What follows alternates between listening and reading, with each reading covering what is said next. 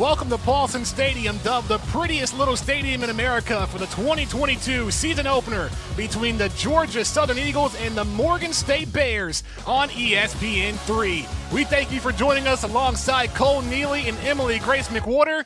I'm Danny Wall. Well, Cole, we are finally here, opening weekend. From your perspective as a former player, how exciting is it to strap on the pads and play somebody other than your own teammate? Well, it's kind of like asking a girl out for the first time. You don't know what to expect. When you finally ask her out, you don't know how the date's going to go. But when it does go well, hey, you're all smiles, right? Right. Well, some would say it's a match made in heaven for Georgia Southern and head coach Clay Helton. Coach Helton, hired back in November after spending the previous 6 seasons at USC, won a Rose Bowl in 2016. Cole, what are some of the expectations that Coach Helton has for this Georgia Southern program? Well, he wants to see his guys go out there and play with discipline. He wants them to be tough, and family is a big thing. This is going to have to be a family type of unit. Hey, when you have those 3 things, you're a championship team, and that's what Coach Helton wants to bring back to Statesboro. Coach Helton had the luxury of watching the last couple of games for Georgia Southern last year. The Eagles finished 3-9. This year picked to finish 5th in the Sun Belt East Division. And Cole, you have to believe the Eagles have something to prove this year. Well, yeah, these guys have been training hard. They've been practicing hard. Everything they do has been with a different type of aggression. These guys are ready to go. They're pumped up, and they're excited to play some football. On the flip side, for Morgan State, first-year head coach Damon Wilson spent the previous 13 years at Bowie State. But the difference between Coach Wilson and Coach Helton is that Damon Wilson was hired back in June of this year. So he only had 12 weeks to put together a coaching staff and a team. So what is he looking to see from the Bears in Game 1? Well, you want to see very similar things that Coach Helton wants to see out of his team. You want to see the toughness. You want to see the consistency. You want to know exactly what you have going forward when conference play finally rolls around. The Bears went 2-9 last season, picked to finish at the bottom of the MEAC. The Coach Wilson hoping to change that after winning 3 CIAA championships at Bowie State in the Division II level. Now in the FCS, facing a new-look Georgia Southern team. And the fans are ready, and Georgia Southern set to receive. So we get to see this new-look Georgia Southern offense here to start the evening. Well, I think fans might be pretty excited about what's to come. We're going to probably see a little bit different from the previous eras of this offense. And, hey, it's going to be a football game where these guys get to put all that work into seeing what that final product will look like. We are underway in Statesboro, Georgia, as that ball sails in the end zone. So we get to see a new-look Georgia Southern offense led by 6-year quarterback Kyle Vantrease, a transfer from Buffalo, looking to bring his leadership and expertise to the Eagles this year. And look at some of Vantrease's numbers throughout his career in his 5 seasons at Buffalo, over 4,500 yards and 25 touchdowns, looking to bring a new style to Georgia Southern. Lined up to the right of Vantrease is Jalen White, the junior from Daleville, Alabama. 1st and 10 from the 25. Man in motion, handoff to Jalen White. And the first play of the year for Georgia Southern is a gain of about 3 yards. Good little inside run right there. You saw the center kind of opened up a hole. Hey, you want to get those hands inside a little bit, number 66, but other than that, really good start off, a little 3-yard run. The Eagles wasting no time. They are a no-huddle offense. Vantrease back to throw, and it's incomplete, intended for Derwin Burgess Jr. Well, a little miscommunication on that player right there, Danny. You want to see that executed a little bit more properly, and right now he has to settle in. I'm pretty sure this is a different environment for him, and he's going to get a little bit comfortable as the game goes on. Going through the Georgia Southern starters, the one unique thing about the Eagles, they have a 5th-year or 6th-year player in just about every position group. And already 3rd down and 7, 3 receivers on the right side. And White moving to the left of Vantrease. Back to pass. Vantrease fires, and it's incomplete, intended for Jeremy Singleton. And there is no flag on the play. A 3-and-out for Morgan State. And that's going to bring the punt team out for the Eagles. Really good start by Morgan State right there. They don't get overwhelmed by the big boy opponent just because they're an FBS opponent. They settled in early. They're ready to go. Hey, it doesn't matter what Georgia Southern is going to do. I think Morgan State's ready to compete. This is going to be a fun game. And even though the Eagles were unsuccessful in this first drive, you're already saw 2 passes from Vantrease, a little bit of a different style of what this Eagles offense has to offer. Anthony Beck on the punt sends it deep downfield and received it at 25, and a broken tackle as Daquan Irvin gets taken down. Or rather, that's Damon Hamler. And we'll now see this new look Morgan State offense led by Carson Baker, a graduate transfer from San Diego, California. This is his third school. Started at San Diego State for 3 years, then was at Western Kentucky last season, looking to bring his veteran leadership to the Bears this year. I feel like that's going to be the storyline for a lot of schools this year, just having veteran guys around that can lead a team. And right now, that's what Morgan State has with Carson Baker. He's going to be able to lead these guys in ways they haven't probably had in a long time. Baker only threw one pass last season at Western Kentucky, and it was a 54-yard dime for a touchdown. First and 10 from the 25. Handoff up the middle. This is Jabril Johnson, the junior. Gets gobbled up inside. Barely any yardage on first down. So what I really liked in that play, Danny, I really like seeing defenses swarm to the ball. I feel like really good defenses, they know how to get to the ball. They know how to get a guy down. While we talked about new head coaches for both sides, both teams also have new coordinators. For Morgan State, offensive coordinator B.T. Sherman making his way from Norfolk State, so staying in the MEAC. And for Georgia Southern, defensive coordinator Will Harris, first defensive coordinator job coming from Washington. Empty backfield. Carson throws, passes complete up the middle for a first down. A really solid protection on that play right there. I mean, way to give your quarterback time, let him be able to set his feet, throw a beautiful pass, and kudos to the receiver holding on to that ball. Really nice coverage, but the DB kind of gets beat right there. Tyler Wilkins on the reception. First and 10 from the 42. 4 receivers set, 3 on the left side for Carson Baker.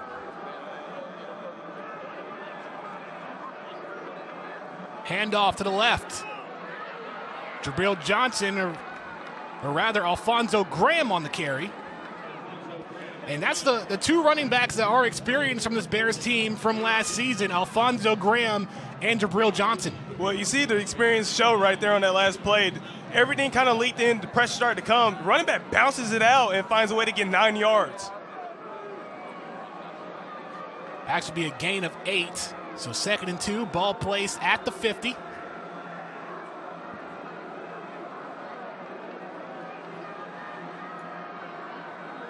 Play clock down to 10. And Baker back the pass. Going to let it fly and incomplete. Too far. Was looking for Joseph Owumi. Make it 3rd down and 2. So really, this is the first that Baker has a chance to lead a program after being the backup at Western Kentucky. And it's the first 3rd down attempt for the Bears tonight. Well, you hear the Eagles, they're making some noise out there. They want to disrupt them a little bit. Eagles are loading the box. Bears might change a play. Georgia Southern runs a multiple set defense. Their base is a 4-2-5. 5-man rush, pitch out to Johnson, and he is stopped behind the line of scrimmage. Anthony Wilson on the tackle, and it's 4th down. Beautiful play right there by the defense. You sniff out the option, and you just know it's going to come, and you find a way to sniff it out, make a big play in open space, and there you go. 4th down, bring the punting unit out, see what offense can do right now when their second series rolls around. So both opening drives for the Eagles and the Bears resulting in punts, and we will see the true freshman Jordan Amadi on the punt. 6'1", 284-pound freshman punter. You ever seen something like that, Cole? Hey, I've never seen a punter like that. I don't know. That's a big boy right there. I hate to get hit by him. Well, he sends it deep to the 8, and it's recovered by Amari Jones for the Eagles. And gets tackled at the 13-yard line. So we will take a quick commercial break. Eagles back out on offense. We'll return on ESPN3. Complete was looking for Burgess again. And Kyle Van Treese to start the day 0 for 3 passing. Van Treese just has to settle down a little bit more. I mean, the ball's kind of just coming out fast. It's coming out hot. Receivers aren't getting there just yet where the ball's supposed to be. It's going to come. He has to kind of just relax a little bit and give the game time to develop. Man in motion is Jones. Handoff rather fake, and it's caught by Caleb Hood on the outside. Tackled out of bounds.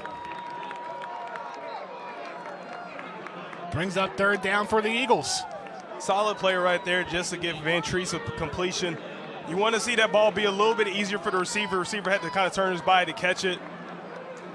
And Van Treese wasting no time. 3rd and 4. Georgia Southern last season, 35% on third downs.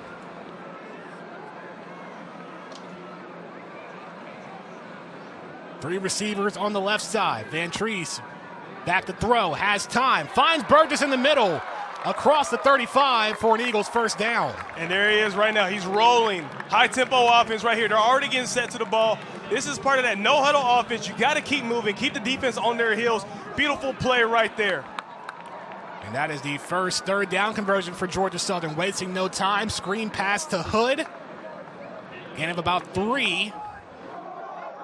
And you're already seeing Georgia Southern try to spread the ball out passing-wise. And now you're starting to see Van Treese find his rhythm. Yeah, and again, the last couple plays have been pretty good, giving some good completions. Really beautiful pass on 2 plays ago. That last one might have been a little bit low. Only a gain of 1. Van Treese, plenty of time in the pocket, lets it fly, and it's caught. Bo Johnson at Beautiful the 40. Play. Beautiful and play. That's one of the big chunk plays that the Eagles offense wants to have if they want to be successful this season. And that's how you're going to be able to win games right there. That's how you take games and you take them by the throat. And in a way, we're seeing some of Clay Helton's West Side style kind of offense show itself down here in the South. Jalen White tripped up on the quick handoff. That just shows how fast-paced this tempo is for the Eagles. The players have to be ready now that it's a live game. Danny, I'm not going to lie to you. We did something like this in practice when I was a player, and I was huffing and puffing. You would have thought I was Biggie right there, just trying to rap and everything. I mean, good grief. So 2nd down and 9, and a gain of 1. 4 receivers, 2 on each side. Van Treese back to pass, lets it go across the middle, incomplete. Intended for Caleb Hood. So Danny, something interesting about watching Georgia Southern play right here. I mean, you throw the ball 2 plays right there, or 1 play right there. You have that 3rd and 10. In the old offense, they're pretty much going to run the ball a lot, and it might have been 3rd and medium, 3rd and short. And that's something that I kind of like about this new offense. You get to see them actually work in tough situations, figure out what you have going forward. 3rd and 9. Van Treese throws, incomplete. Jeremy Singleton was the intended receiver. He collided with a defensive back for the Bears. No flag. The fans wanted it, and it's going to be 4th down. The punt team comes out. Great job by Javion Morton on that stop. Kudos to Morgan State by bowing their necks right there. Georgia Southern was getting in rhythm. They were getting plays. They were clicking. They were making things happen. And then a few incompletions, a run that doesn't really go anywhere. And then you see Morgan State find a way to get the ball back and put their offense back on the field. So the Eagles did convert on 3rd down in their 2nd drive once, but still a punt here by Anthony Beck. The drop inside the 10. Flag on the play. But still, Beck putting the Bears in a tough spot. To their own 2-yard line. And for more on today's game, we send it to Emily Grace McWhorter with EG's Keys to the Game.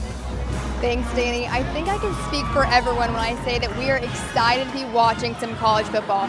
EG's keys for today's game, starting with Georgia Southern, it'll be establish a tempo early. See these first 2 to 3 series and adapt as needed. For Morgan State, eliminate any self-inflicted wounds like pre-snap penalties against an opponent like Georgia Southern. And for both teams, Danny, these players need to do exactly what you've been coached to do all all of preseason because really nothing changes on a Saturday except they're not playing against each other like in practice. Back to you. Thanks, EG. So Morgan State pitted back to their own 2. It's Baker, handoff up the middle to Alfonso Graham, breaks a few tackles, still on his feet, gets all the way out to the 20. Talk about what Coach Wilson wants to see out of his players. I mean, that's a heck of an example right there. Great run, kind of mid-zone run, stays on his feet, number 2 for the Bears. I mean, heck of a run, way to finish, get through a couple tackles, and you get out to the 20-yard line. That's a heck of a way to get out your own, basically you're out your own end zone. A shoestring tackle made by Najee Thompson to prevent any more yards from Graham. Graham with over 500 yards rushing and 5 touchdowns last season for the Bears. So Morgan State was able to get out of their own mistake that they made in the holding call on the punt. 4 receivers set, 3 on the right for Baker.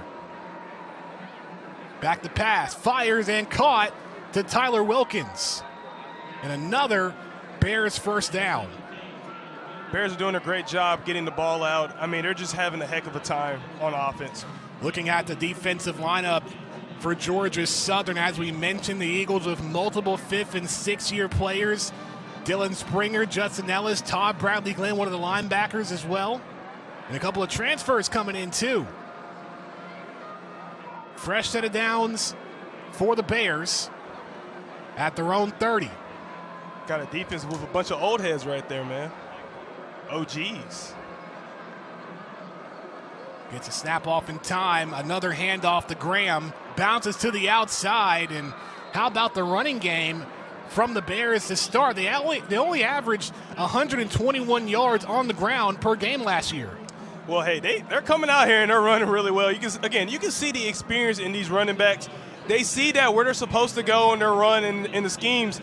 Those holes are clogging up. They had the intuition to just not force it, but bounce outside, kind of squeeze it, find something outside, get some yards out of it. And that's how they're kind of making their money right now. This is a Bears offense that wants to improve after going 2-9 last season and only scoring 14 points a game.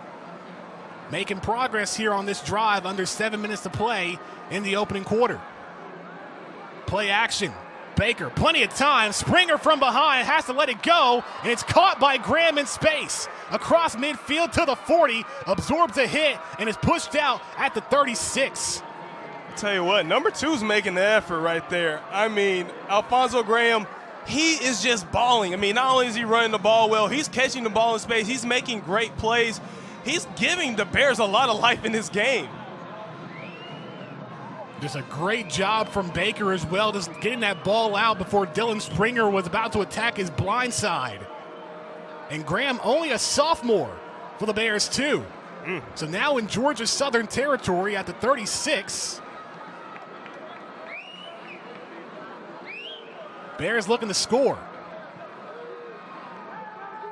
Quick pass, caught by Johnson. And it seems like right now the Eagles couldn't stop the run earlier and now having trouble stopping the passing game. Well, at some point, there's going to have to be adjustments made where the Eagles defense can kind of just settle in and figure out what exactly is going on. It looks like there's a lot of blown coverages right now because the 4-2-5 is meant to help you out in situations like these. When you're going against teams that are throwing the ball, that's the benefit of having 5 DBs on the field. Well, Eagles defensive coordinator Will Harris said that one of the big things to focus on in this game was the fundamentals. So second down after a gain of 3. Handoff up the middle. And you saw there at the last second, Todd Bradley Glenn on the blitz.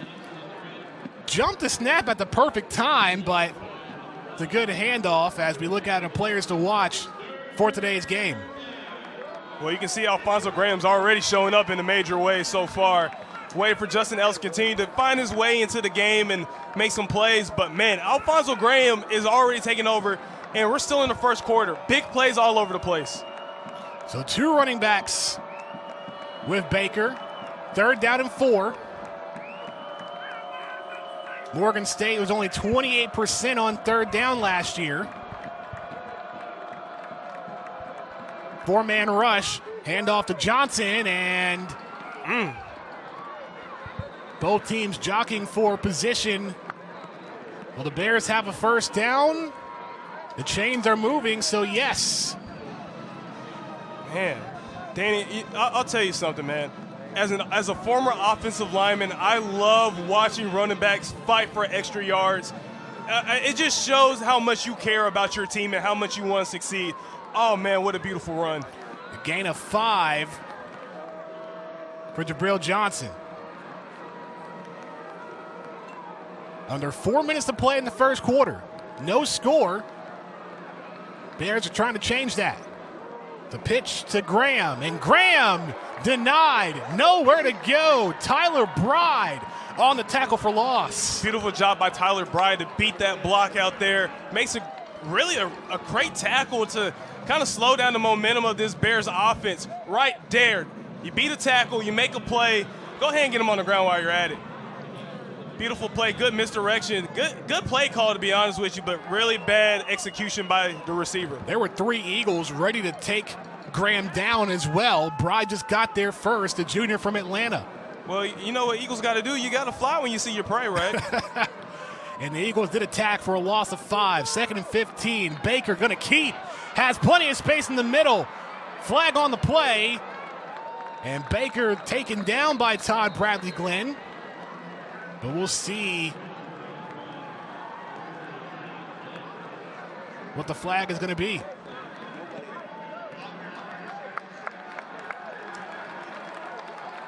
So a holding call on the left guard, Chris Anthony, will send the Bears back 10 yards. Anytime you ever see your quarterback run like that open, somebody's trying to retrace their steps as a D lineman, and then an offensive lineman is going to make sure their quarterback doesn't get knocked out. Wayne Winkler, our head referee for this season opener. So 2nd and 25, ball back at the 40. Baker scrambles, and Bradley Glenn takes him down. How about the 7th-year senior Todd Bradley Glenn for another big stop for the Eagles? Beautiful play right there. Way to keep your eyes and just see it settle in. Doesn't fall for the little pump fake right there. Continues to chase him, and beautiful tackle. Real careful about where his hands were. Didn't get the horse collar call. And number 1 is just balling right now. Eagles fans has to be happy to see Todd Bradley Glenn on the field. It overcame a lot of adversity throughout his career. And a false start.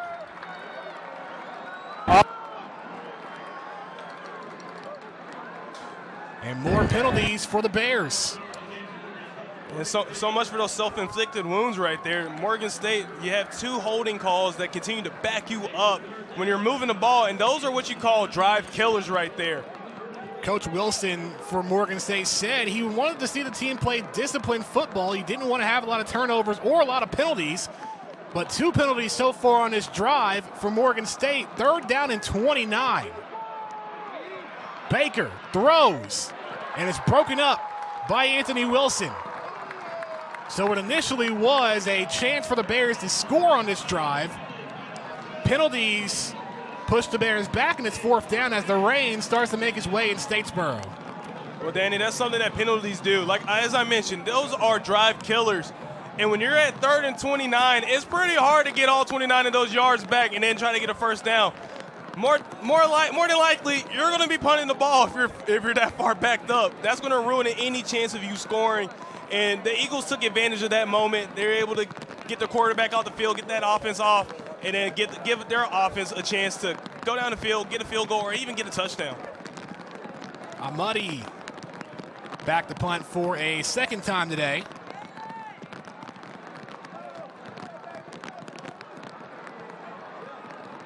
Amari Jones will let that one drop, and it will go into the end zone. 1:37 left to play in the opening quarter. The Eagles will take the field after this break on ESPN3.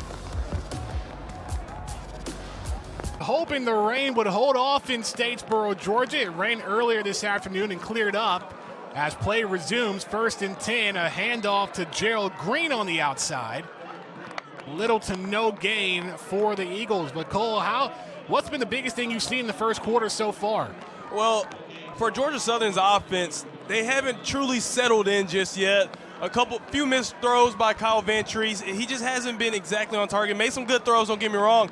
And the running game hasn't yet clicked. We haven't seen anything explosive from this offense to really get them down the field to have any type of scoring opportunity. Green another run and is met by multiple Bears to push him back, led by defensive end Elijah Williams. The tempo is there for Georgia Southern, and the only big play we saw from the Eagles was the pass from Vantrease to Bo Johnson. Vantrease 4 of 9 with 44 yards in the first quarter. 40 seconds and counting to play in the opening quarter. In 3rd and 6. Vantrease throws, caught by Hood, and it's a first down. And those are plays that you got to make right there. Beautiful, beautiful ball. And we got to understand, one thing for offensive linemen, it's hard to snap a ball when it's raining. Vantrease wasting no time, has a man. Jeremy Singleton down the sideline. It's a foot race. And there's another big play from Georgia Southern. Jaden Wooden, breaking up a potential touchdown for Georgia Southern. And that may be the last play of the first quarter, and it is. So we are scoreless through 1, but Georgia Southern trying to put points on the board as the ball taken all the way to their own 37. Second quarter coming up after the break on ESPN3.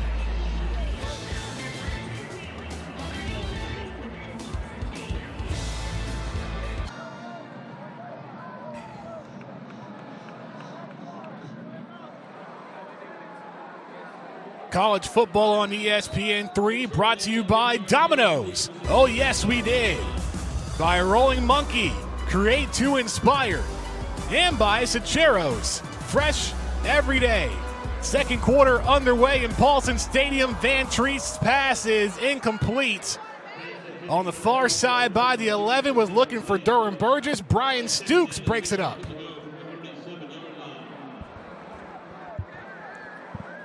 Georgia Southern really wasting no time with their hurry-up offense. Hey, Cole? Like I said, Danny, I mean, I would have been exhausted by now. I would have been huffing and puffing, man. This is, like, really fast for me, all right? I'm used to the kind of look to the sideline. You get the calls, you drain the clock down a little bit, maybe to about 10 seconds, you finally call it. Well, the play clock at 9, and Vantrease, play action, throw to the outside. Sam Kennerson makes a few men miss, gets past the 30. And how about Kennerson, the redshirt sophomore from Baton Rouge, Louisiana, gets the Eagles a first down. Well, you're seeing the team finally get moving. You're seeing the offense getting in the rhythm. Kyle Vantrease making the throws, and guys are making the blocks out there in the perimeter. Usually that play is hard to make work because if the receiver doesn't make that block, he's going to get tackled. Vantrease fires to Kennerson again. It's a gain of about 4. Eagles in the red zone. Ball is a little bit high right there. You don't want to kind of place that ball a little bit too high. Keep it a little bit low, hit it right there on the numbers. That way it makes the receiver's job a little bit easier to make some plays. Gain of 5, handoff Gerald Green. And it's going to be 3rd down. That was the 4th carry for Green. The run game has kind of been non-existent from the Eagles so far in the first, but they've been getting the job done in the air, make it 3rd down and 2. Eagles looking to strike. 3 receivers set and a tight end. Bo Johnson, a tight end. Man in motion, handoff to Green. Green gets the first down. Inside the 10, taken down at the 7. And this is something that they're doing really well. They know when to throw the ball. They know when to run the ball. They want to cover the field quickly by throwing the ball, and then they want to run the ball hard. And you got a great group of offensive linemen out there. You do have a true freshman out there playing at guard, and that's something that you don't typically see in FBS games unless they're very talented, and that's something that they have at left guard with P-Sean Wembley. New running back in for the Eagles. It's O.J. Arnold as Vantrease rolls out to his right, fires, incomplete. Was too high, looking for Amari Jones.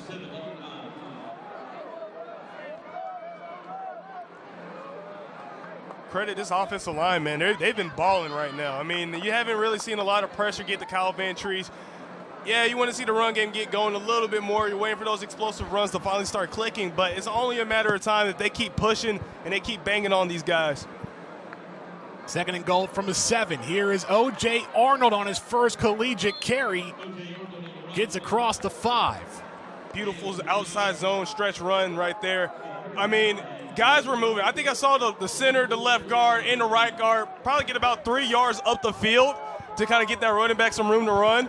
I mean, guys are moving right here. This is what you want to see your big boys do. Be big, athletic, and strong. At the 4. Vantrease, empty backfield, has plenty of space. And wow. O.J. Arnold off the deflection, and that's the first touchdown in the Clay Helton era. Wow. Wow. What else can you say on that, Danny? It's just wow, okay? Heck of an awareness right there. You see the ball hits the defender's back, and you make a play on the ball. You go and catch it. That's what you call having some effort and having some dog. That boy got that dog in him right there, Danny. He got that dog in him. And how about a true testament to playing until the whistle was blown? That could have been an easy incompletion, but O.J. Arnold stays with it. PAT is good by Alex Rayner and the Eagles on the board to start the season. It is a 4-yard pass from Vantrease to O.J. Arnold, deflected off of the Bears defender. I think we may see that clip on Mr. Go 30's Instagram reel tonight. I think that might be a play. More after the break, 12:20 to play on ESPN3. From Kyle Vantrease to O.J. Arnold. And for more on the Georgia Southern Eagles, we send it down to Emily Grace McWhorter with more. Thanks, Danny. Man, was that exciting. So I'm hanging out here in the end zone, and Statesboro legend, Georgia Southern legend, if you will, Adrian Peterson, a star running back. I was able to kind of get his thoughts on what it's like to be back in Paulson on this side of things. He's remained very involved in the program, and he said, when he was an athlete, he didn't really have the athlete development side of things and, the walking around campus, getting to class, that kind of aspect. And so he's really taken on the role of being, like he said, a big brother or an uncle to this current team. Back to you, Danny. Thanks, E.G. and Cole. How awesome is that for Georgia Southern players, especially the running backs, can learn from a legend like Adrian Peterson, who won 2 national championships with the Eagles. Man, I take my pen out, get my notepad ready. You can't possibly ask to learn from a better player than legendary Adrian Peterson right there. He's been a huge success for the Eagles in the past. A little bit of pushing and shoving on the kick from Michael Lance. So now, as the Eagles leading 7-0, if you're Morgan State, how do you respond here? One, in a way, Morgan State can continue to do what they've been doing. They've just been having those self-inflicted wounds that's been killing them so far. Those have been drive killers. If you look back, they don't have those 2 holding calls, they probably would have scored, and they would have opened up the game with either 3 points or 7 points, and they would have got the first lick in. Morgan State was actually leading Georgia Southern in total yards after the first quarter ended. 1st and 10 from the Bears' own 35. Baker throws to his right, and a flag on the play. Derek Canteen was on the cover on Joseph Awumi, and that would likely be pass interference. That's what it looks like.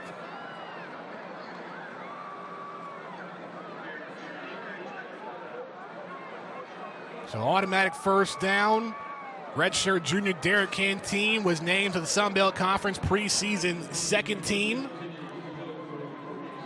Missed the majority of last season due to an injury. Waited 353 days to get back out on the field, but not the outcome he wanted. That's a long time to wait. The ball placed at the 49. 3 receivers to the left. 4-man rush. Handoff. Jabril Johnson getting a couple of yards.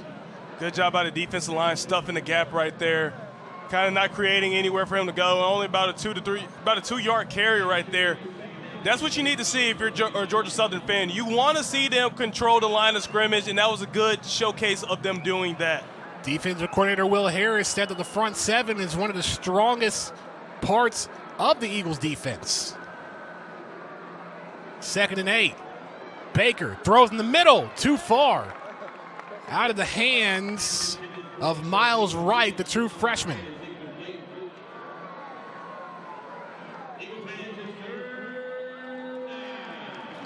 Now make it 3rd down. The Bears 1 for 3 on 3rd down conversion so far in the first half.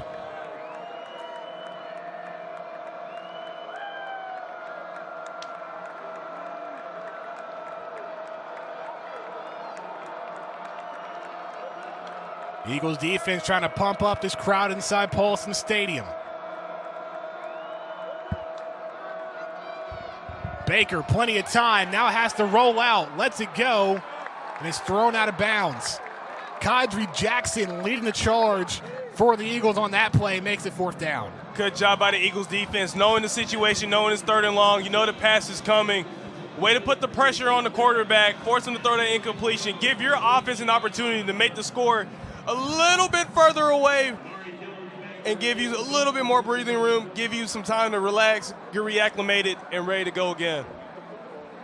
Amari Jones back to receive the punt. Jordan Amadi now for the 3rd time to punt for the Bears. Still so fascinating to see of Amadi at 284 pounds send that ball deep. And a fair catch called at the Eagles' 18. The Eagles back on offense when we return after the break. 11:20 to go in the second quarter on ESPN3. 7-0 Eagles on ESPN3. 11:20 to play in the second quarter. The rain was around for a little bit, but decided to go away, and that's the best thing you want to see here on a Saturday evening in Statesboro, Cole. Yeah, I'll be real with you, Danny. I don't like the rain. I think the rain is just really it's kind of lame for it to rain during the football game. I can understand if you're, a triple option team and you just like to run the ball. It's kind of fun to play in the mud, but not really when you're trying to throw the ball. It adds an element here and there, but we likely college football fans want to see a game played in perfect weather. So the Eagles back on offense. Van Treese back to throw. Being chased, has to let it fly out of bounds. Was chased by Cameron Lark for the Bears. So, Danny, that's an example of one reason why I'm not a big fan of plays like that. When you're trying to have a wide receiver screen, you got guys trying to block out there in the perimeter. If the blocking's not good, it makes the play literally impossible to work because guys are either going to blow it up or it's going to be a forced incompletion. Bears showing 5 up front. Van Treese screen pass to the outside. And still on his feet, going to absorb contact and get a 1st down. Got a couple flags out there. As Marcus Sanders Jr., the true freshman, on the reception. A flag.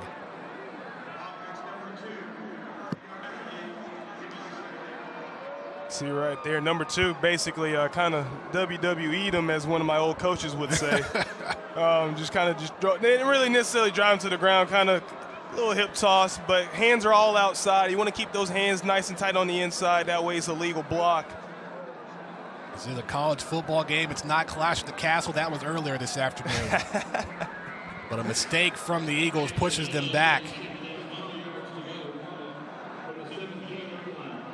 So the Eagles back at their own 17, 3rd down and 12. Empty backfield and a quick screen pass. Darius Lewis on the reception. And rather, that was 2nd down, the gain of 9, so 3rd down and 3. Eagles with their hurry-up offense, wasting no time. Van Treese getting his offense set. And a keep from Van Treese, sliding in after he gets the 1st down. Across the 30. 2 really good play calls by offensive coordinator Brian Ellis right there. One, you go for the jailbreak screen, getting offensive linemen down the field, making some blocks. And then you go for the read option. You see the end kind of crash hard like he was going to make the play on the running back. Vantrease smart enough to keep it, then slide. You see a lot of quarterbacks knowing when to slide. You don't want to get your head knocked off. That's that veteran mentality of Vantrease being a 6-year senior. So fresh set of downs. Vantrease back to pass. Lets it go. Picked off. And it's intercepted by the Bears. And they're going to take it to the house for a pick 6. Ooh. Jordan Tolles. And one thing that made that pick 6 happen was the pressure that happened on the left side of the defensive line by MJ Stroud. You can see that how it happened. Number 60 got beat on the block and kind of forced Vantrease's ball to come down a little bit underthrown at that point. And he was kind of looking for a different receiver. And then number 23 makes a perfect play on that ball. And man, pick 6. We're about to have a tight ball game here, Danny. The senior Tolles on the pick 6.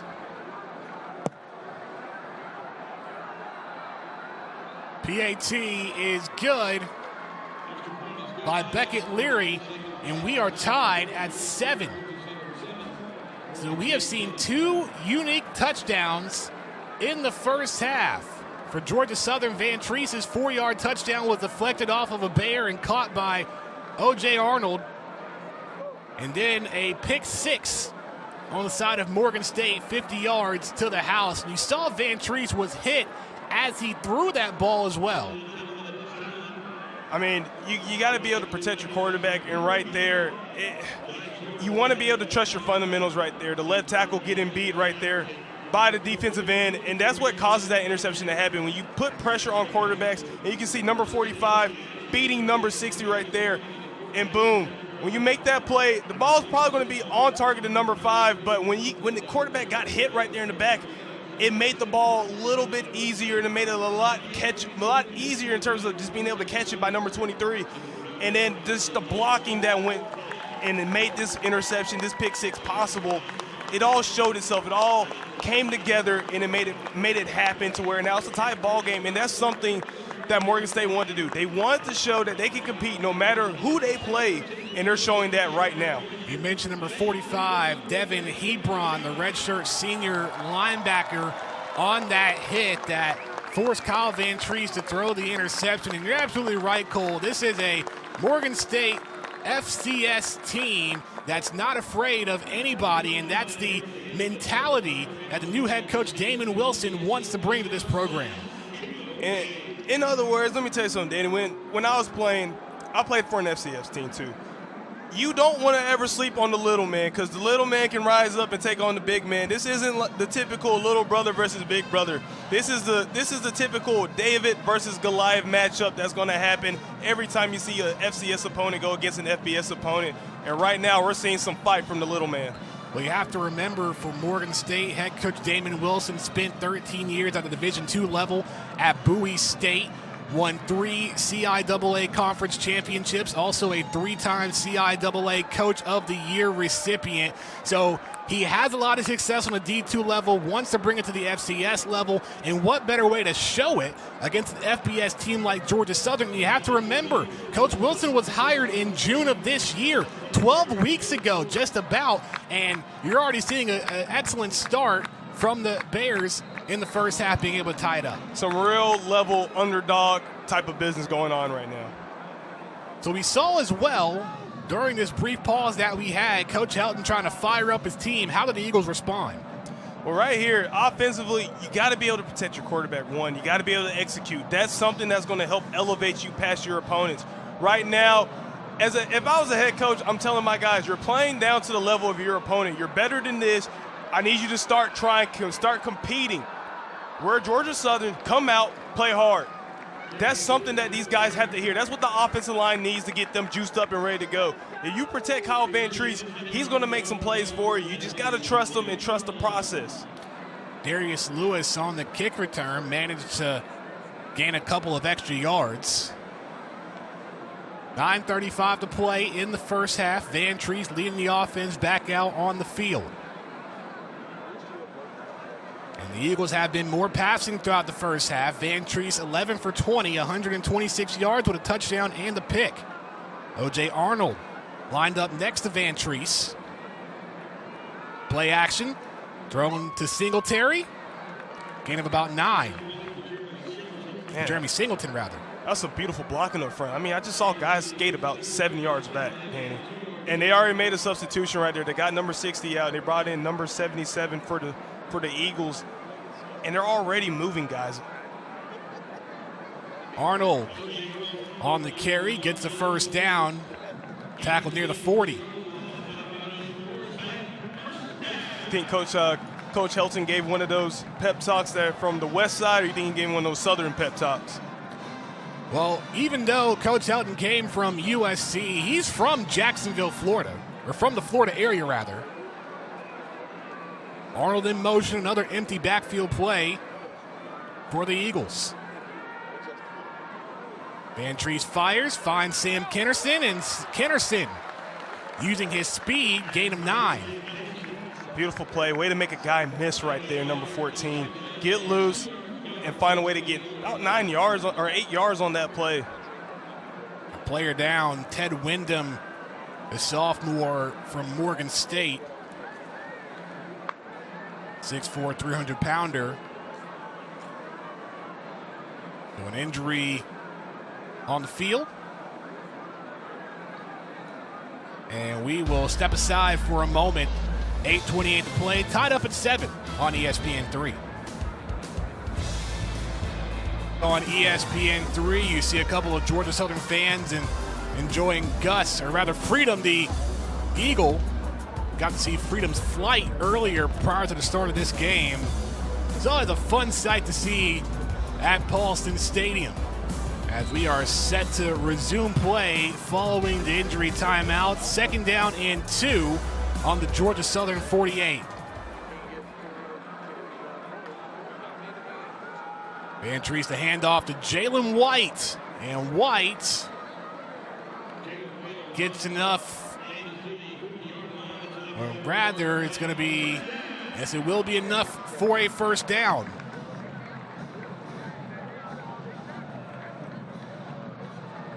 So 8 minutes to go in the second quarter, ball at midfield for Georgia Southern. 4 receivers set. Vantrease, great elusiveness, throws, incomplete.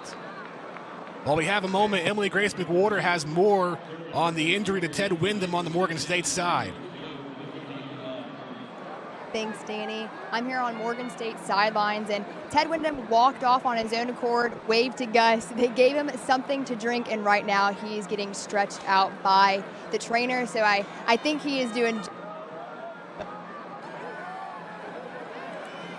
Thanks, EG. 2nd down and 10 after the incompletion from Vantrease. Quick pass to Durham Burgess. Has a couple of blockers and gets a gain of about 3 or 4.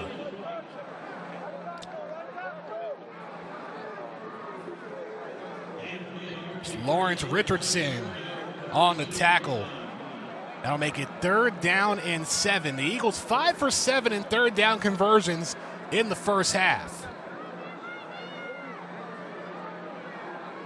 Continuing the hurry up, no huddle offense. Hard count there from Vantrease. Tried to get some D linemen to jump.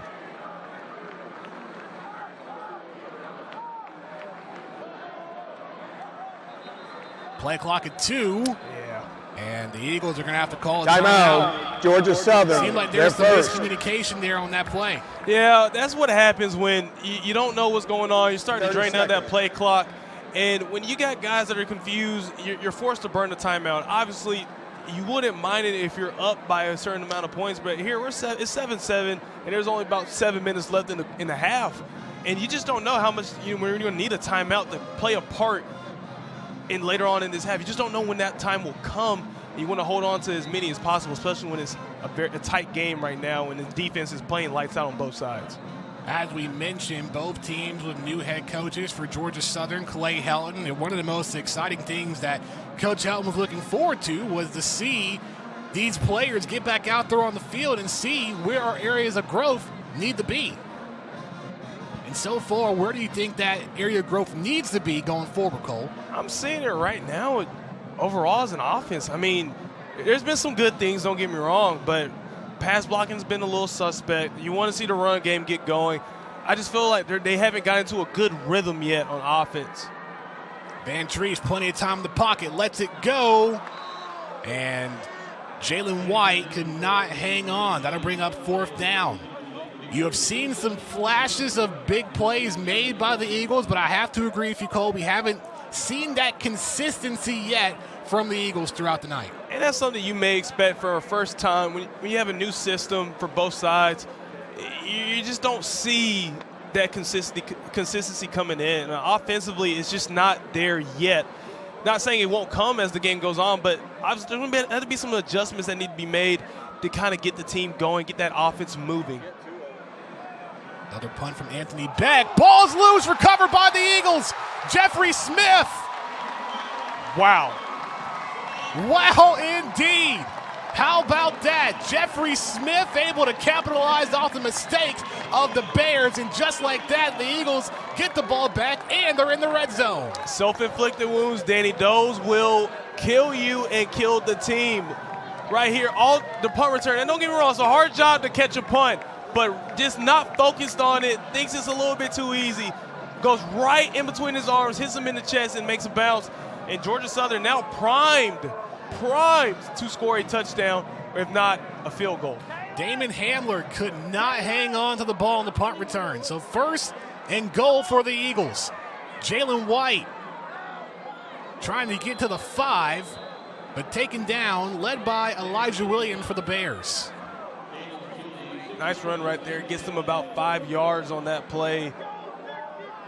And they're doing a good job moving people up front. I mean, just the run game's starting to come together here and there. I mean, it hasn't been consistent yet.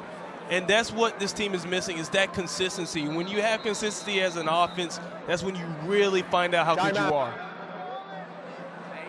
Morgan State wants to call a timeout and talk things over. 6:16 left to go in the second quarter.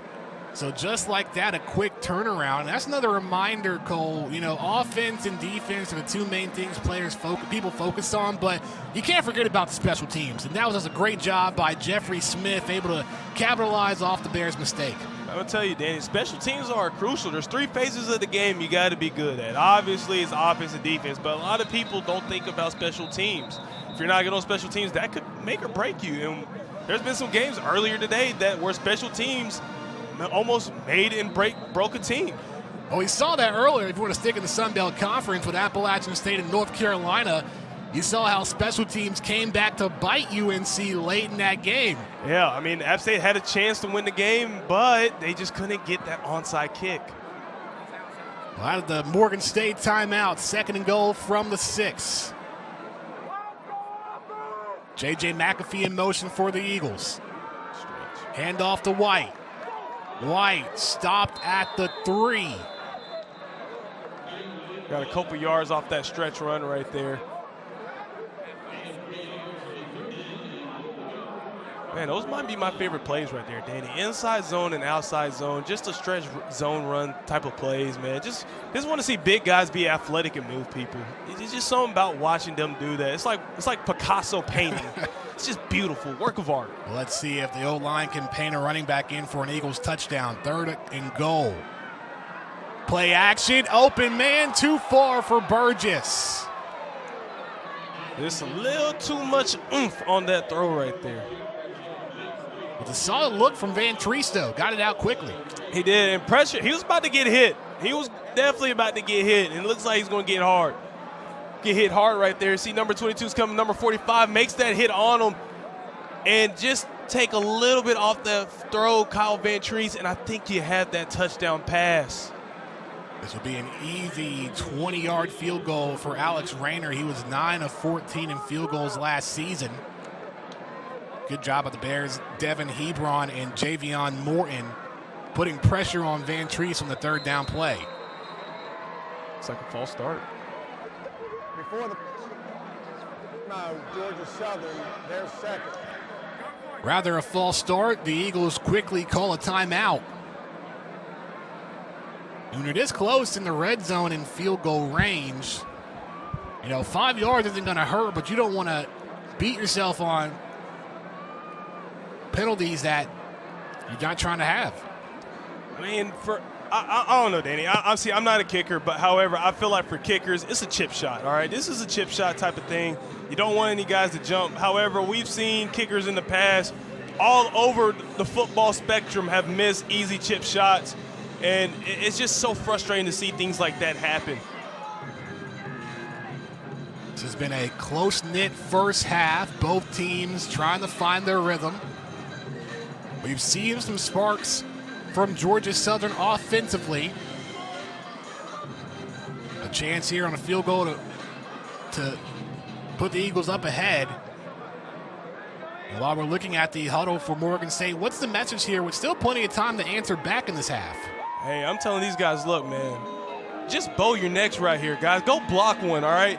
This is a good opportunity. Show some grit. Go block a field goal.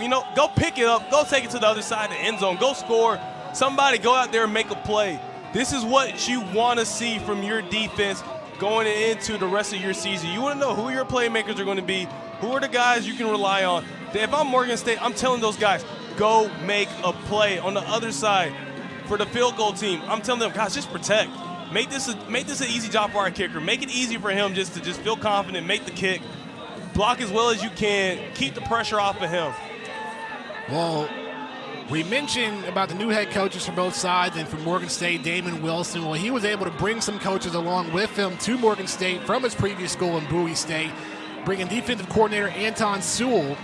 And the one unique thing that Coach Wilson told us in the coaches meeting leading up to this Saturday was that, while, yes, he brought some coaches over, wasn't really trying to bring any players over because he was able to change the culture of Bowie State and didn't want to destroy it when he left and went to Morgan State. That's what you call, Danny, that's what you call leaving something better than how you found it. And he wanted those guys to continue to handle that atmosphere, continue to build on that culture that he helped create.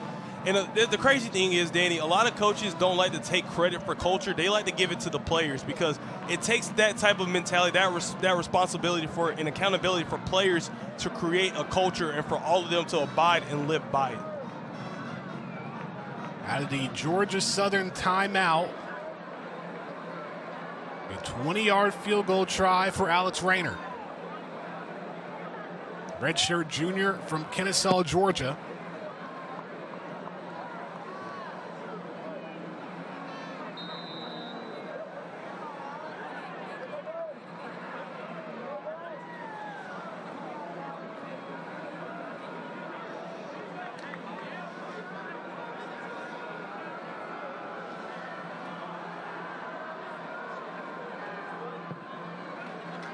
Kick is good. Eagles lead 10-7. Fun ball game, huh, Danny? Couldn't agree more. It's a close ball game as well. 5:33 left to play in the second quarter. More after the break on ESPN3.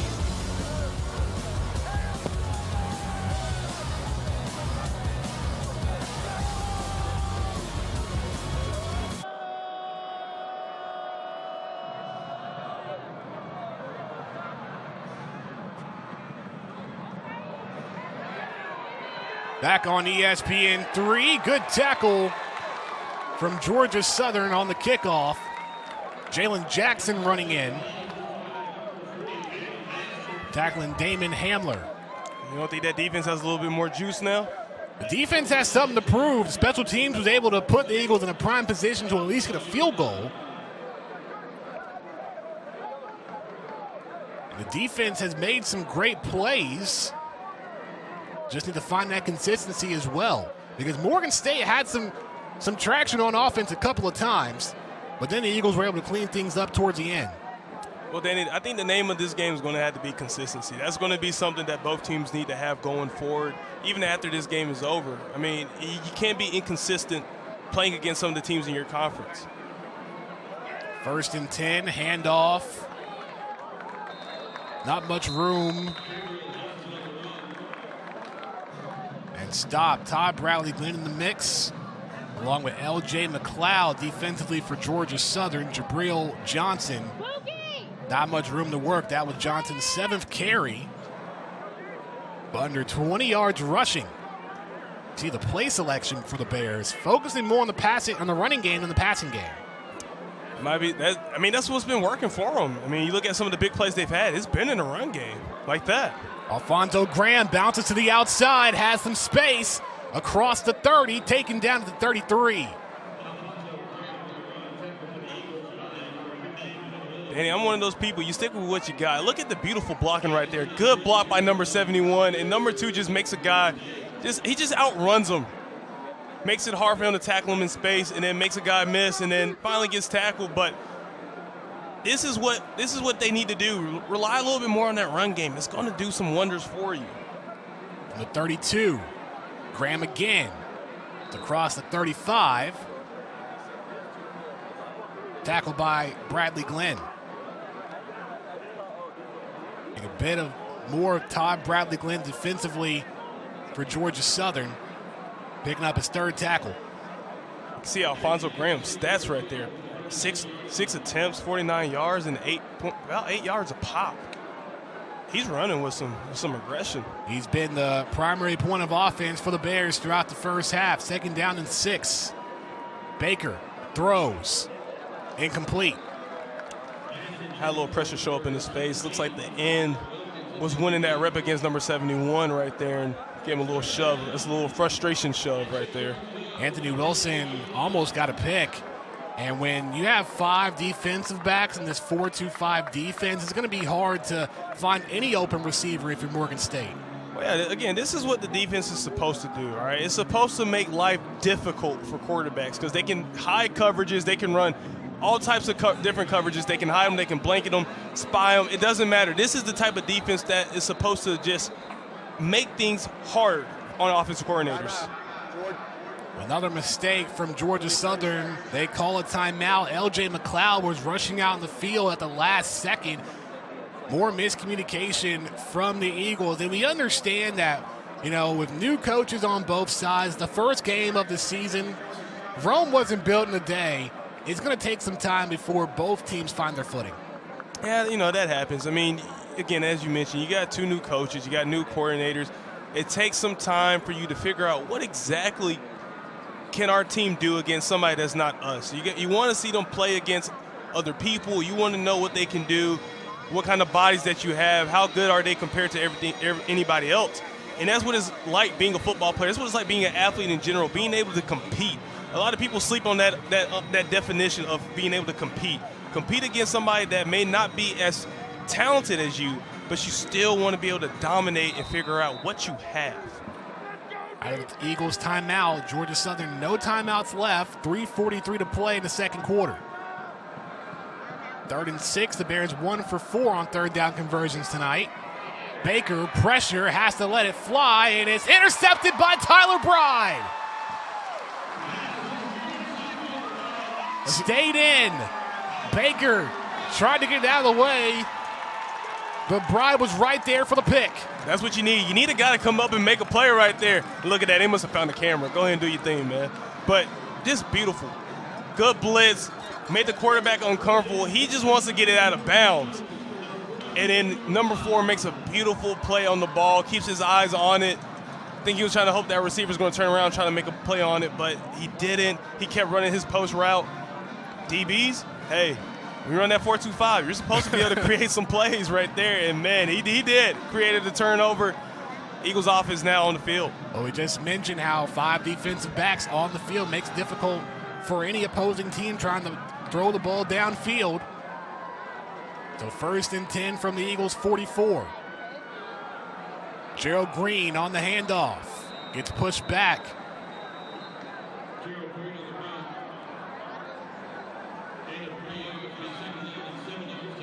Tackle was made by Sean Morris. No-huddle offense, 2nd and 7. Van Treese throws. Too far. Was looking for Jeremy Singleton. Well, here we are now, 3rd and 7. You know a pass play is going to come. It's obvious. 3rd and long. You know pass plays are always going to happen here. But now I'm curious to see what the design of the play is going to be, because my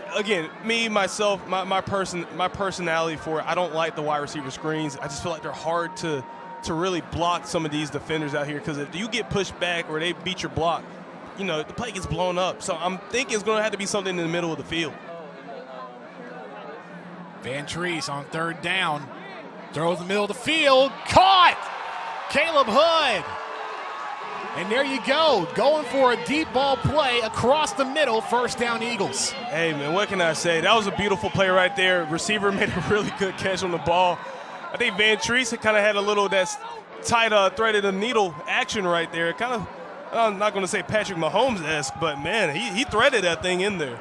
A 24-yard reception, and Morgan State has to call a timeout. They were not ready for the Eagles' no-huddle offense. That's one of the big things that Eagles head coach Clay Helton wants to see. He wants to see about 7 explosive plays or more in a game, and that 24-yard reception by Hood, one of those 7 that he wants to see. Oh, that was just beautiful. Beautiful blocking up front, gave him enough time, delivered the ball right there in the breadbasket.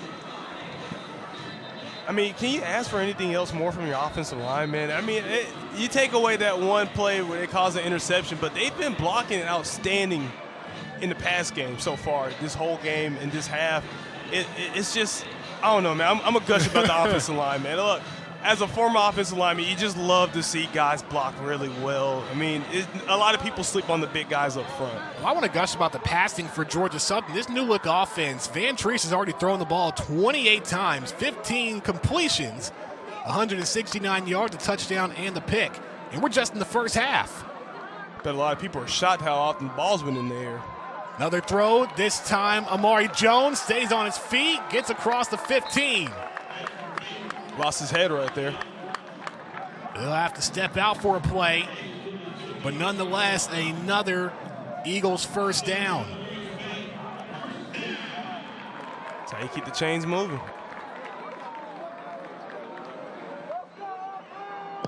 From the 16. Under 3 minutes to play. 4 receivers set. Hand off to Green. And Green gets down to about the 11. Gain of 4.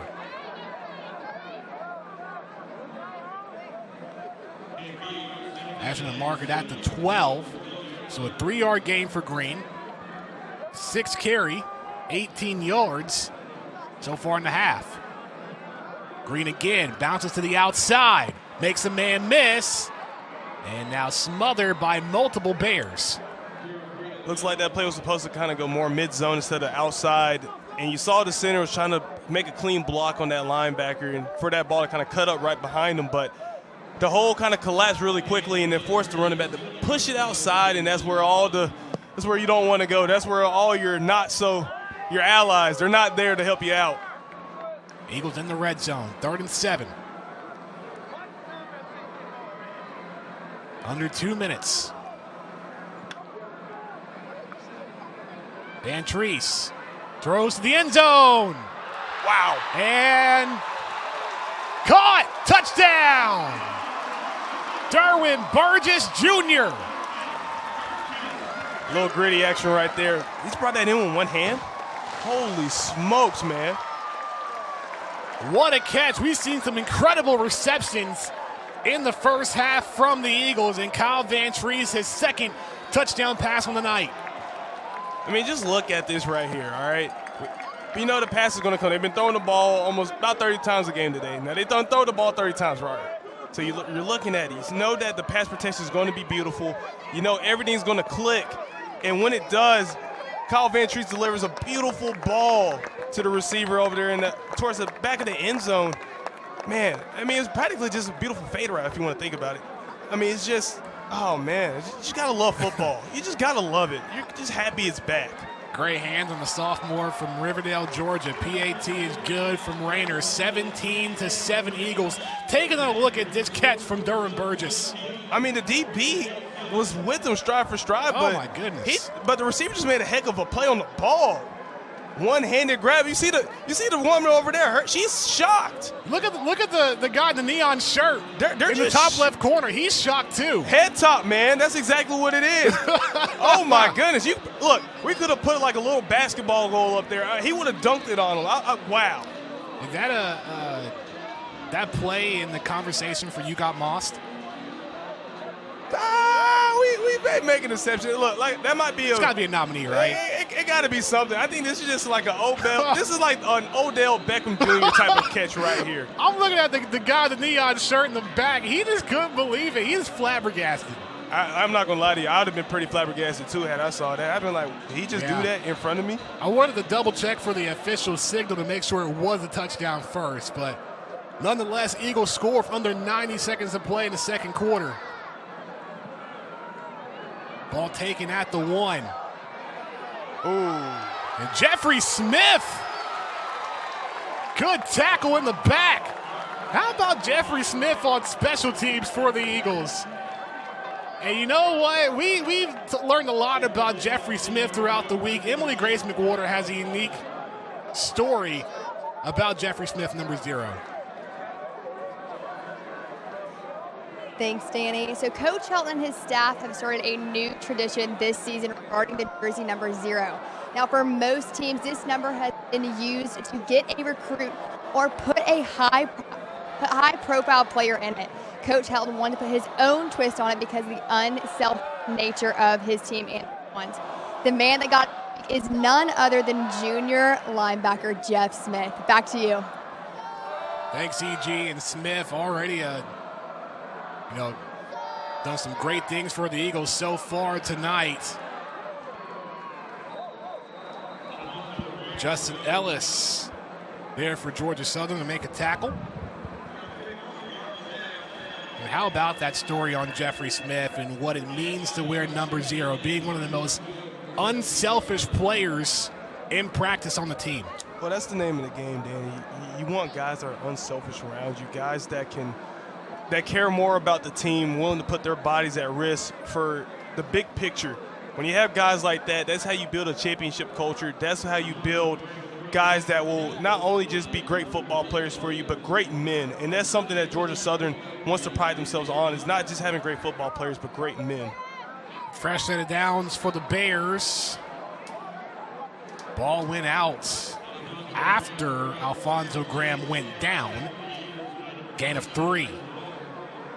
It's 30 seconds to go in the half.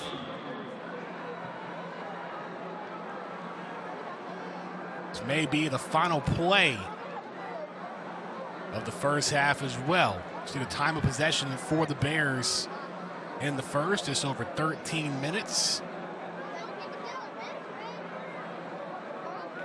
7 seconds and counting. And there may not be a play called. So that is going to end the first half. Georgia Southern goes to the locker room with a 17-7 lead. 2 touchdown passes from Kyle Van Treese in 30 throws, 195 yards. Whew, that's a lot of offense, isn't it, right there, Danny? So in the first game of the Clay Helton era, Eagles with a 17-7 lead over Morgan State in the 2022 opener. We are awaiting Coach Helton right now with Emily Grace McWhorter, and I believe EG is ready. So let's send it down to Emily Grace McWhorter with Eagles head coach Clay Helton. Coach. Well, defensively, I think we're playing good ball. We had a self-inflicted wound offensively with lack of protection and interception touchdown. Also, 236 yards on all. Only team would like to, when we have the ball in the 3-yard line, I'd like to see it get there. And we've got the jitters out now. I hope we come back out and play better execution second half. Thank you. Back to you, Danny. Thank you, EG. We'll talk more and have first half stats after the break. 17-7 Eagles on ESPN3.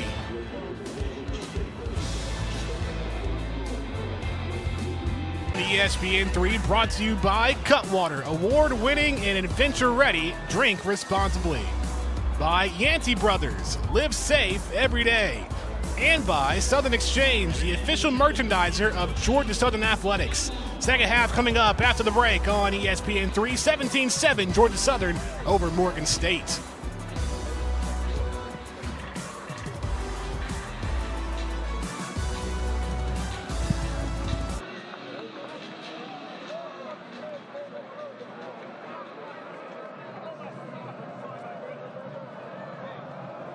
Back on ESPN 3, second half underway in Paulson Stadium. Morgan State will have possession to start the third quarter.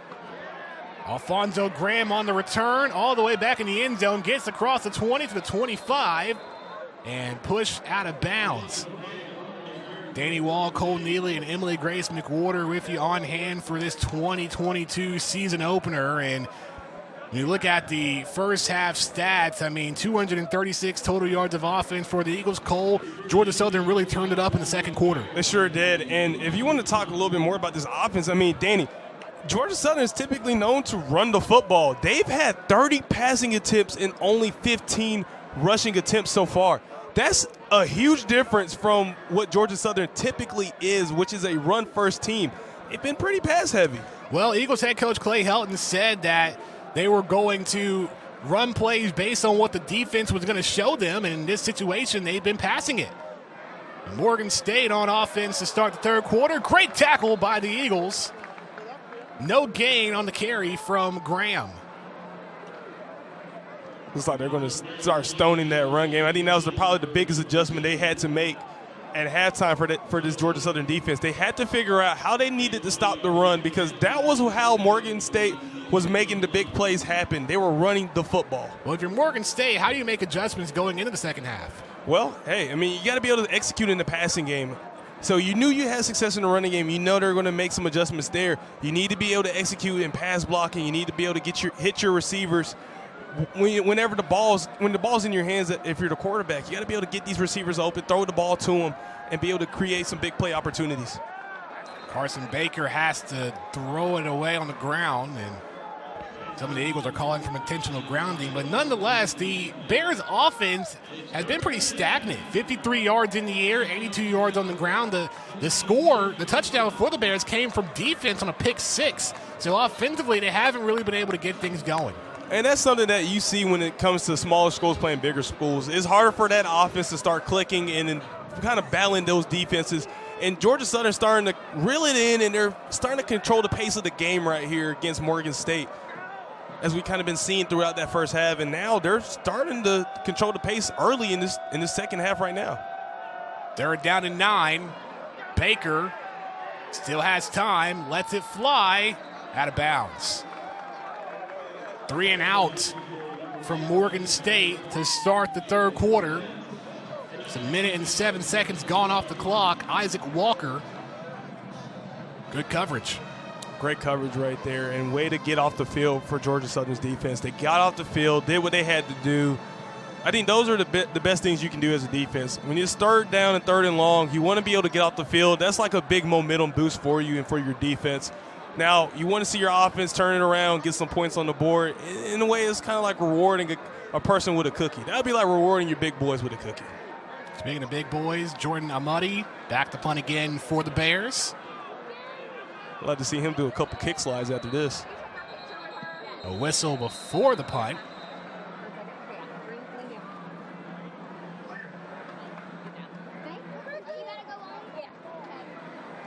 That's going to be either a false start or delay of game on Morgan State, but the Bears will have to go back 5 yards. And that's more of those self-inflicting wounds starting to show themselves right here in this game. It's just penalty after penalty, and it just puts you in a worse position to really battle in a football game. So 4th and 9 turns to 4th and 14. Amari Jones back to receive for the Eagles from the 41 and gets to about midfield. Good field position for the Eagles offense coming back on the field to start the second half. What's the message for Georgia Southern? Guys, just reel it in, all right? We've practiced this long. We know what we can do. It's time we go out there and show everybody else that we're here and we're here to stay, okay? Let's roll grade these guys. Let's get them moving. We got some big guys up front that are big, strong, fast. Let's start to demonstrate that. Kyle, relax. Throw the football. Vantrease has been throwing the football. Threw it 30 times, 17 completions in the first. Handoff to Gerald Green. Absorbs contact. Cross midfield. Taken down at the 47. Maury Jones limping off the field for the Eagles. So Gerald Green, gain of 2. And just look at the number of passes the Eagles have done so far tonight. Trips left. 4-man rush. Vantrease across the middle. Almost intercepted again.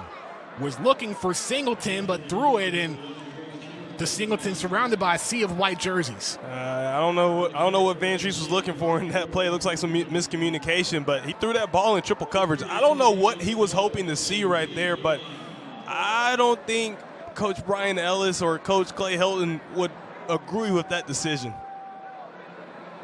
So 3rd and 8. Green in motion. Screen pass, Burgess. Already had the touchdown on the night, and he is ate up by multiple Bears. Not much going for the Eagles, but it seems the punt team will come out for a second there. Vantrease was looking at the coach like, are we going to go for it? And I don't know if that's the right decision right here. No, this is not the right decision to go for it. My favorite phrase is, scary money don't make money. And right here, this is not the time to really live by that. However, the Eagles' motto is one more time, so there have been some moments throughout the years where it's 4th and 2, 4th and 1, where the Eagles will go for it. But in this situation, when it's 4th down and 7, maybe not the best opportunity. Anthony Beck on the punt, and great job by the Eagles' Najee Thompson catching the ball at the 2. There you go. That's what you call winning on special teams right there. Way to just good heads-up awareness type of play right there. Keep the ball with it before it goes into for a touchback and giving that free amount of yardage to the offense. More after the break on ESPN3.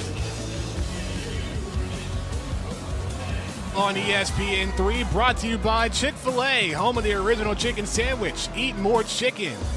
From Wild Wing Cafe, hot wings, good beer, good times. And by Butts and Brews, absolutely delicious Southern smoked barbecue. As a look from our press box here at Paulson Stadium, and back to action on the field in the 3rd quarter for Morgan State. Alfonso Graham tackled at the 5. That was a great punt by the Eagles, Anthony Beck, and great coverage by Najee Thompson to keep that ball inside the 5. Really good there for the special teams. Now you want to see your defense stone this Bears offense and not let them get kind of in a position where they can get some more coverage down the field. You don't want to get them going. You don't want to give them any type of momentum, because that's how you build momentum as an offense. If you're pinned deep and find a way to get out of that, ooh, you're in for a long one. Baker fires, caught on the far side at the 10. Miles Wright on the reception. We mentioned a player now for Morgan State. That's the right guard, Marvin Atuatasi. The trainers will check on him. It's like a cramp. As a former O-lineman yourself, Cole, how often do you get cramps out there on the field, and how likely do they happen? Oh man, you see, when you're that big of a man, you're not drinking enough water sometimes. That happens. I understand. I used to be a big sweet tea drinker, okay? That was my drink, all right? Not going to say from where, but I'm a big sweet tea drinker. But you want to see he's going to get some water. He's going to get up and moving, but when you don't have enough water, especially it gets warmer outside, it's easier for you to cramp. So you got to be able to hydrate while you're on the sidelines to prevent yourself from cramping.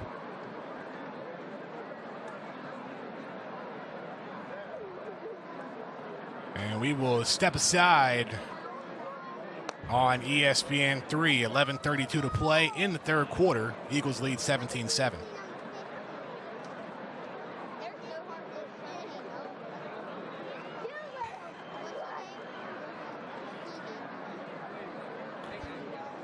Marvin Atuatasi, the junior from American Samoa, being helped off the field by the trainers. And one of the coaches for Morgan State. Hopefully it's nothing too serious.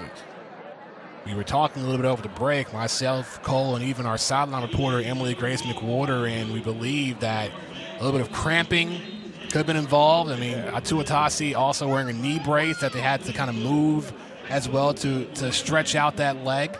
Yeah, trust me, those knee braces aren't fun to wear.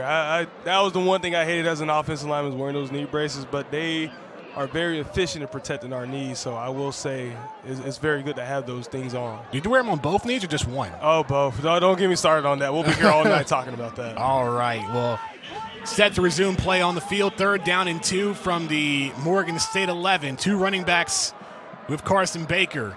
Handoff, great tackle by Todd Bradley Glenn in the backfield. Another 3 and out. That's what that defense needed right there. Way to just beat a block, come around the edge, untouched. Wow. That's some good speed right there. Able to close in on that space, make a play in the backfield. And you know what? Todd Bradley Glenn, have a day, man. You've been moving her all around, all over the place. You've been explosive. I like it. That's a unique thing about a 4-2-5, because when you have 4 down linemen, that defensive end's working that tackle, and that leaves an opening for Bradley Glenn, even though a linebacker playing more as an edge, able to get through untouched and take down Johnson. Definitely helps be able to close space and everything. Oh, wow. That punt not going to go far, as Amari Jones running in for the fair catch. Ball's going to be placed at the 35. This is great field position here for Georgia Southern. The Eagles need to capitalize. Well, this is when you go for the kill shot right here. This is when you kind of say, all right, we're going to take the kid gloves off. This is when we're going to start putting you to bed. We're done playing around. We're going to start showing you why we're an FBS team, and here we go. Well, we heard Coach Helton say in the halftime interview that, well, we got some of the jitters out in the first half, so now we should expect to see a more clean and composed Eagles offense in the second half. However, their first drive in the third quarter, a 3 and out. Let's see if things can change here. Pass out to O.J. Arnold, and a flag. It's not going to have a holding. Multiple flags thrown.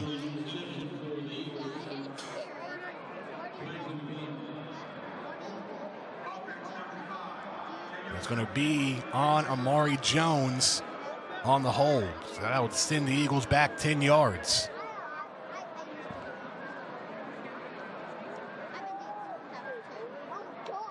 Only 4.5 minutes have gone by in the third, and we've already seen 2 possessions on each side, this being the second for the Eagles.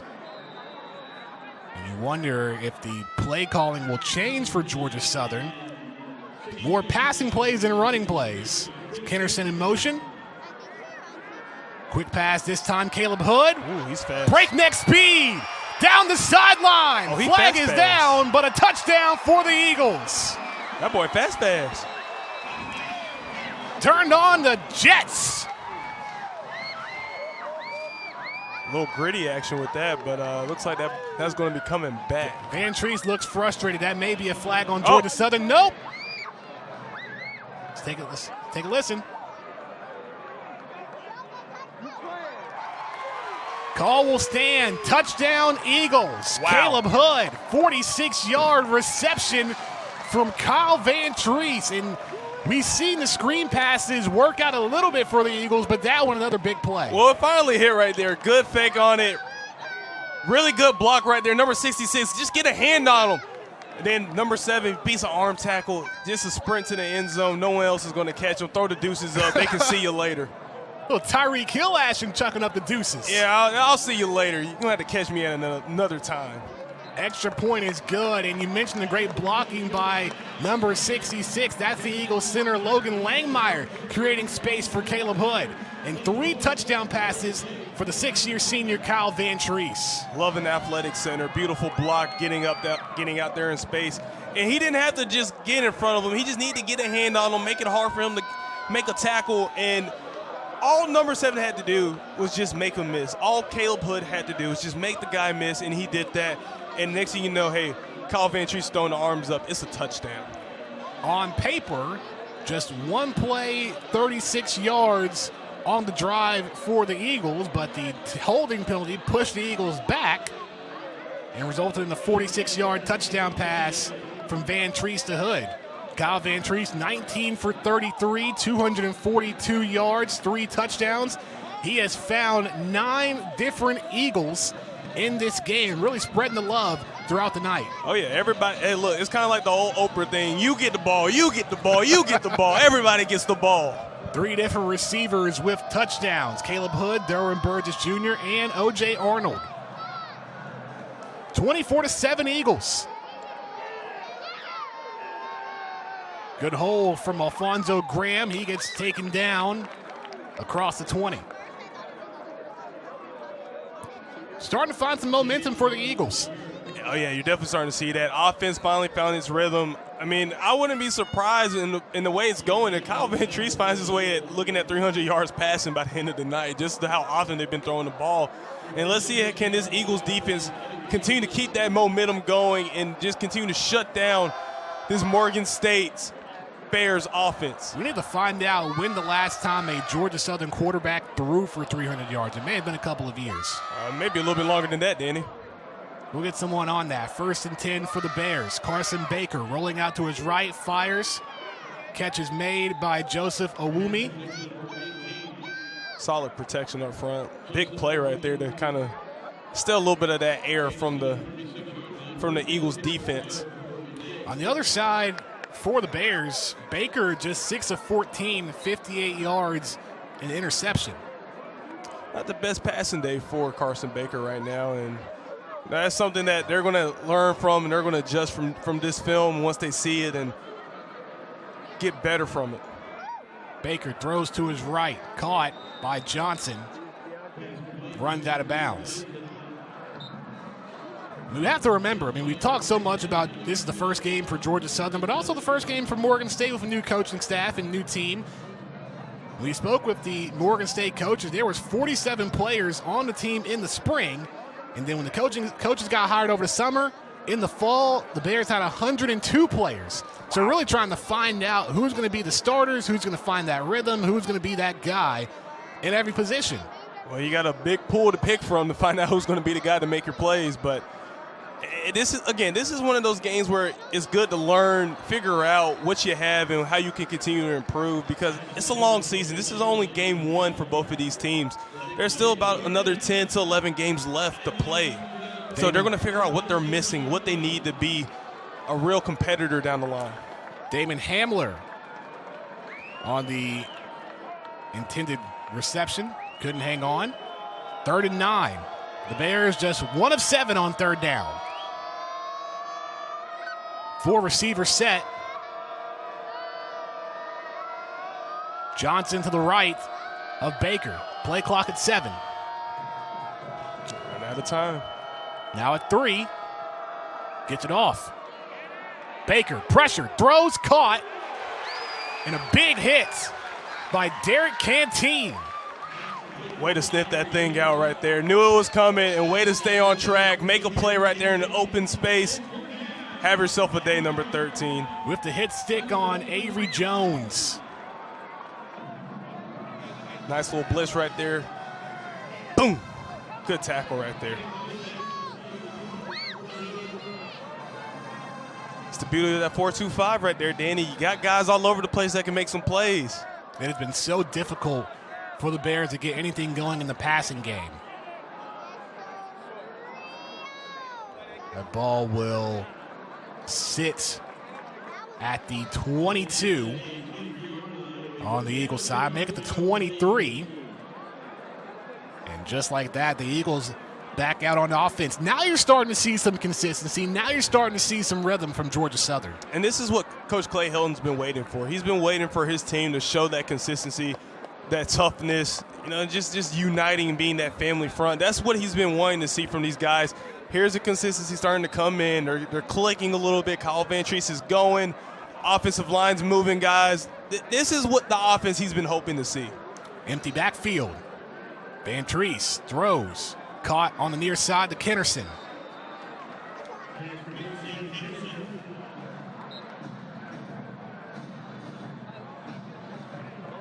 It just seems like whatever the Bears are showing on defense, the Eagles are continuing to throw the ball.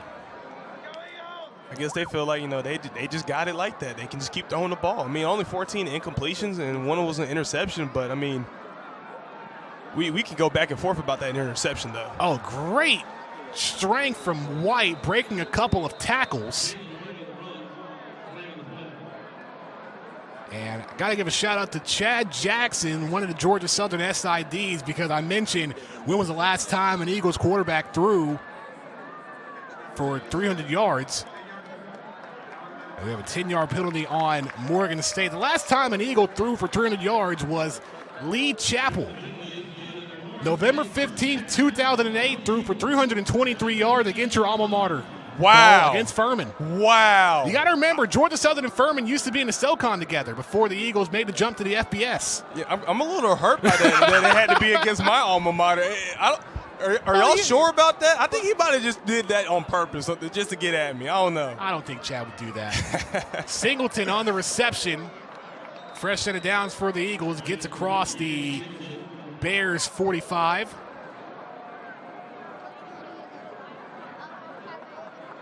So we could possibly see a 300-yard passing game as Jalen White on the carry. And I believe he got enough for the Eagles' first down. But you can you really see the difference in this offensive scheme that the Eagles have been doing. They've gotten away from the run game quite a bit in this game. It's kind of like they've been just doing it on short yardage type of plays just to get the first down, but they've been more focused on just spreading the ball out. I mean, as we mentioned earlier, 9 different receivers have touched the ball. I'm liking the direction this offense is going. It's so fresh, and I just love the freshness of it. Van Tree scrambled out the pocket, jump throw out of bounds. To be fair, when it comes to running the ball for the Eagles, 17 carries, 46 yards, just over 2.5 yards a carry, a player down. It's KJ Scott from Morgan State. He's writhing in pain. Shoulder.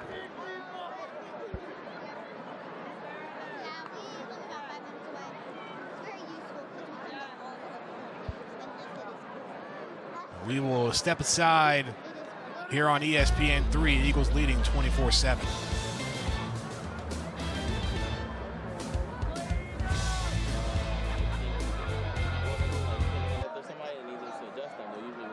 Second down and 10, back on ESPN3. Jalen White on the handoff, stopped by Lawrence Richardson. I think we should do that next time. Just go to the table, and that way we can actually do sideline adjustments. We are being told by our sideline reporter, Emily Grace McWhorter, that the player that was down in KJ Scott holding his bicep, this seems to be okay. It's good for that young man. It's a long season. So third down and 8. You don't want to see any major injuries in week 1. Definitely don't want to see that. Van Trees fires, caught. Kennerson gets the first down. Beautiful separation on that out route and beautiful ball placement. Way to come back to it. Beautiful.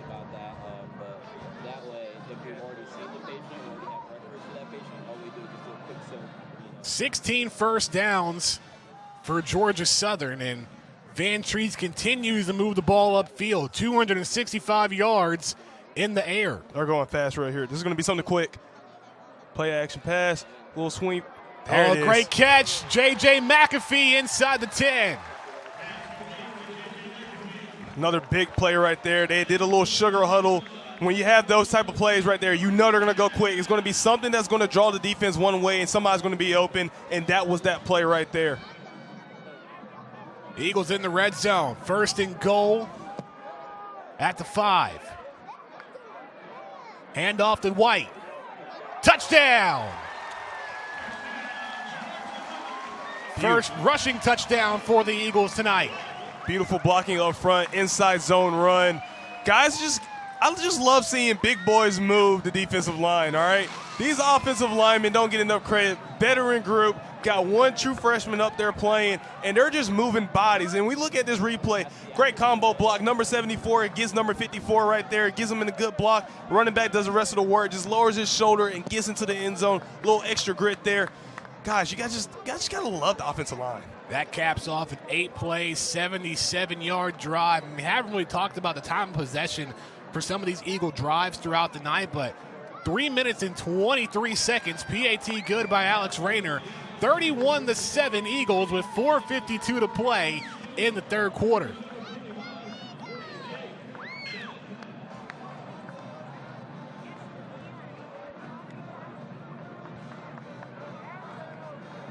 So we have seen this Eagles offense really wake up in the second half, especially in the third quarter. Look at that hole right there, number 66 and number 74. We talk about the true freshman left guard, and we got this veteran at center right there. Just opens up a hole. Running back kind of just lowers his shoulder, fights for those extra yards. That's what you want to see out of your offensive line. You want to see them grind. You want to see them have that grit to move people. Let's touch on that for a minute because we talked about it a little bit throughout the night about Pishon Wimberly, the starting left guard, the true freshman, 6'2", 305 pounds from Moreland, Georgia. Really stepping up and putting in the work in the offseason, and you just never know when that time is going to come for a player. And for the Eagles, with their starting left guard Brian Miller out with an injury for this week, Wimberly really stepped up to the plate, and he's had a productive first game as an Eagle. Well, offensive coordinator Brian Ellis was raving about the young man, said he doesn't even look like an 18-year-old from the neck down. I mean, he's just that fit physically and mentally. Give all kudos to Coach Walker out there in Noonan High School for developing the young man. You also have to give credit to the Eagles offensive line coach Richard Owens, making his way over from UAB. As we spoke a little bit, a new coaching staff on both sides. The only coach that was retained for Georgia Southern from last season was Kevin Whitley, the cornerbacks coach. And we've talked a lot about the DBs for the Eagles throughout the night, and they've done a good job. That's been something that the defensive coordinator, Will Harris, and even Coach Clay Helton, they've raved about having a DB group that was so much leadership, so much just to being the strength of the defense, so much depth. They feel really comfortable about running their defense. As we talked about base 4-2-5, they got guys that can handle man-to-man coverage, handle the zone coverages. They got guys that can play. A quick look at Coach Harris as Baker has to dump it away. He was being chased by Quinn Williams.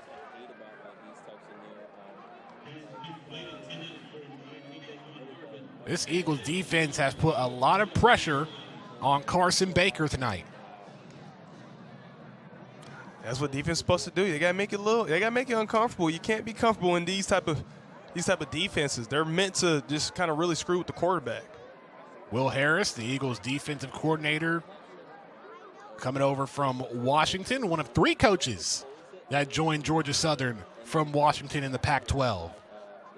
So Coach Helton recruiting coaches from all across the country, some from Washington, some from Western Kentucky, UAB. Baker has to roll to his right, lets it fly, out of play. It's like we'll probably get another holding call out there. See flags back there in the backfield.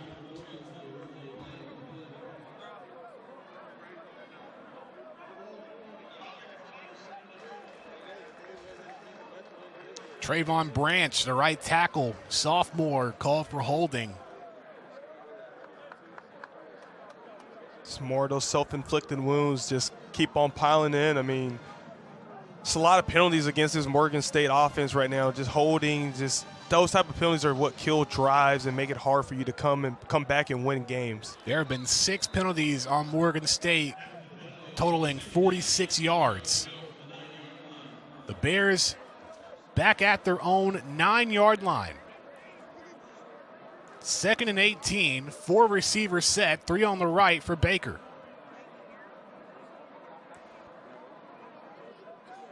And sacked from the blind side.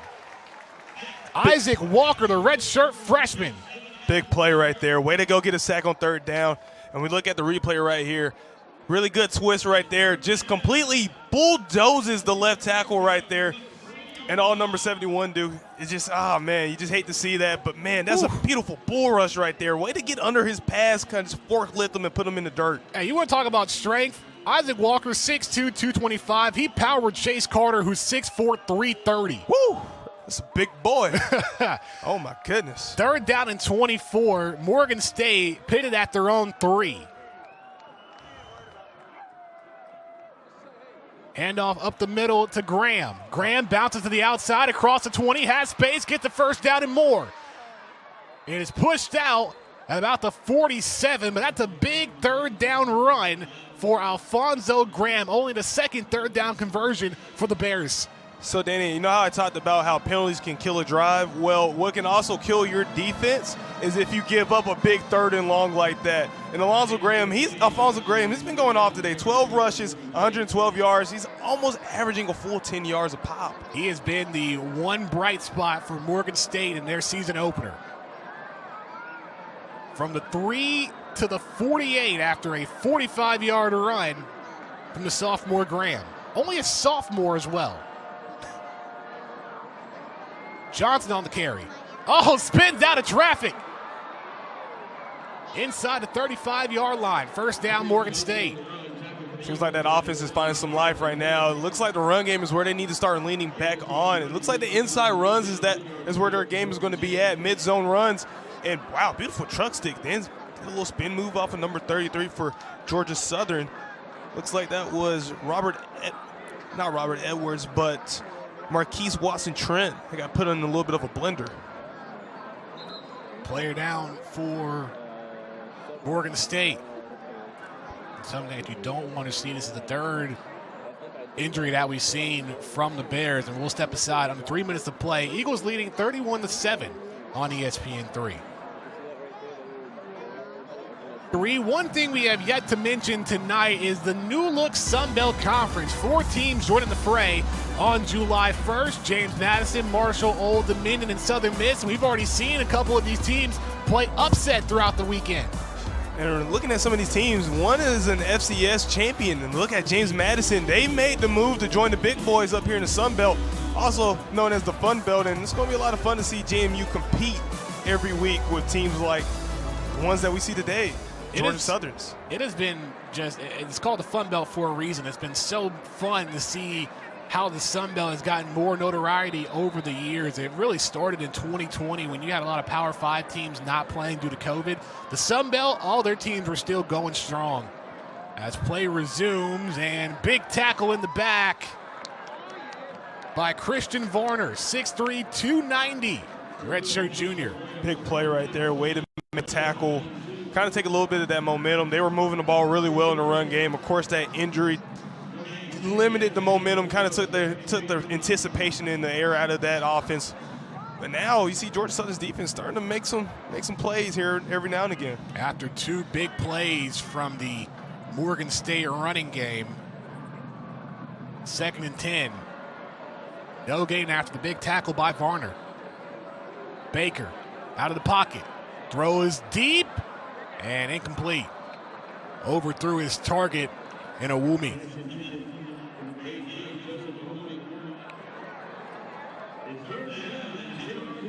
Derek Canteen is there on the coverage. They're dialing up the pressure a little bit. You saw Carson Baker took a little shot to the stomach by a defender.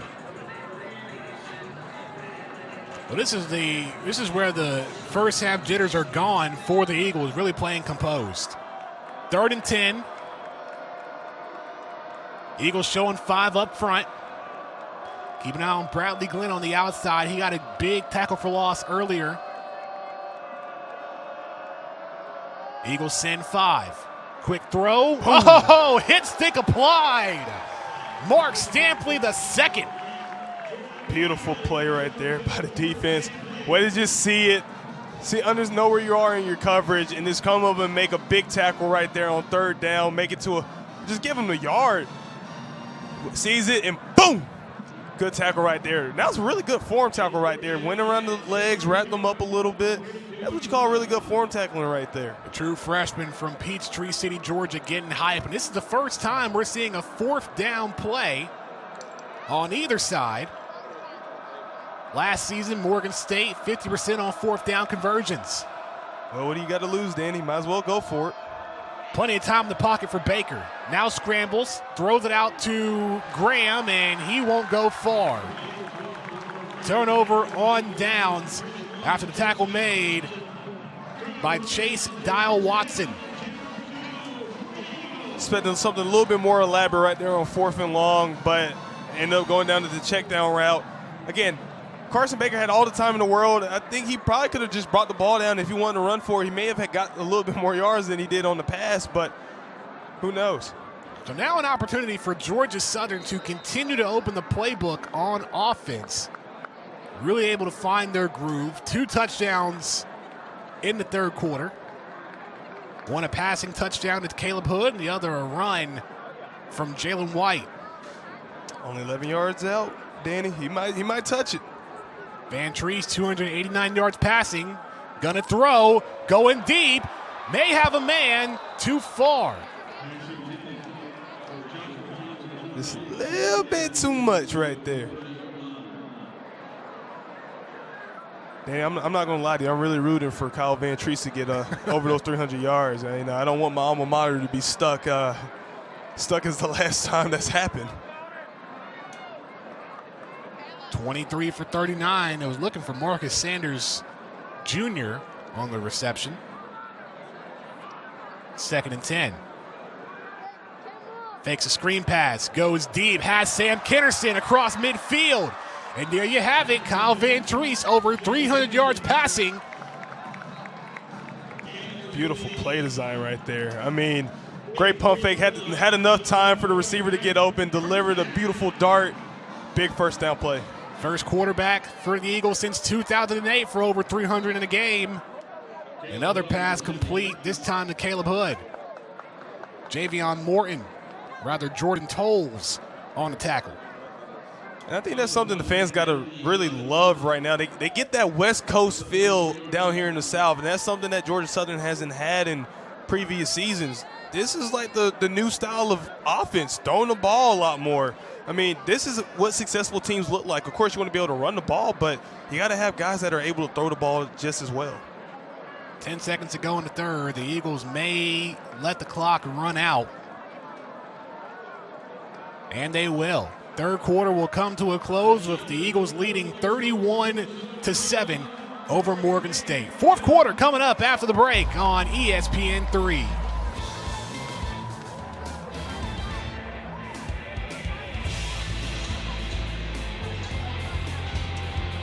On ESPN3, Georgia Southern a 31-7 lead over Morgan State. A look at some other scores around the Sun Belt Conference.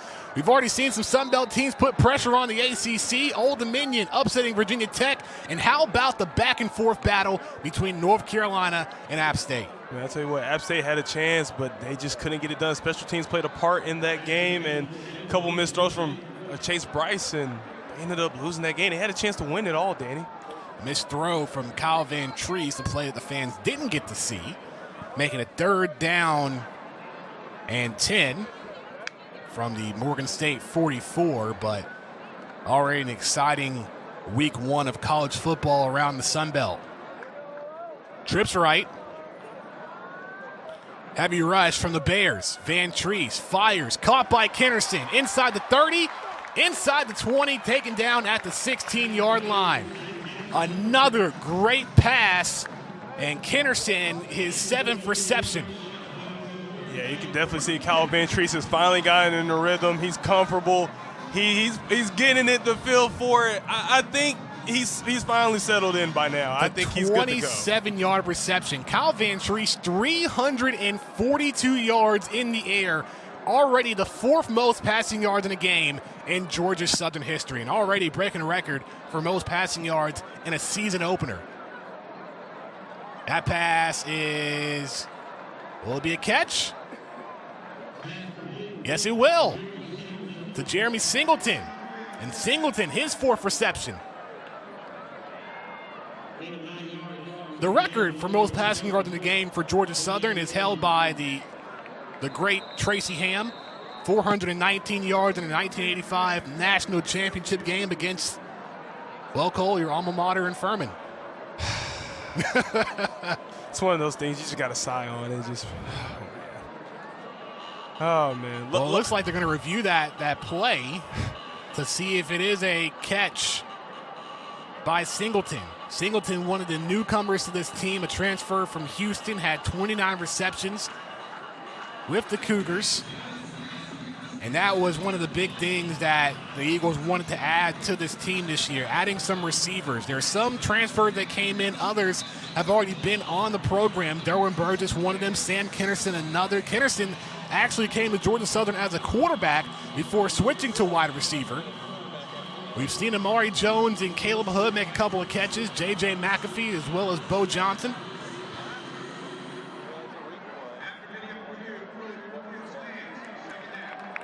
And we've just been told that the call stands, so that's a great reception from Singleton there.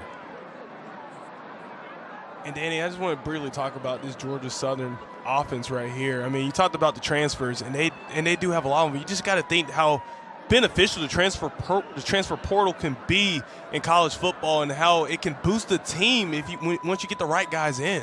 When you have 5th-year, 6th-year, even 7-year players on this team, you're talking about 23, 24-year-old men leading a program. Jalen White breaks a couple of tackles, still on his feet. Touchdown, Eagles!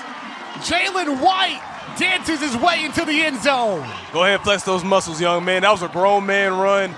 No one was going to stop him from getting into the end zone. Beautiful blocking up front. Ran through a few tackles. Kind of bounced his way into the end zone. Second rushing touchdown on the night for the junior Jalen White. And Jalen White's a big boy, 6 foot, 215 pounds. That's a power back right there. Wee! I'm not going to lie to you, Danny. I hate to play defense trying to tackle that young man. That caps off a 7-play, 70-yard drive that took up just under 2.5 minutes.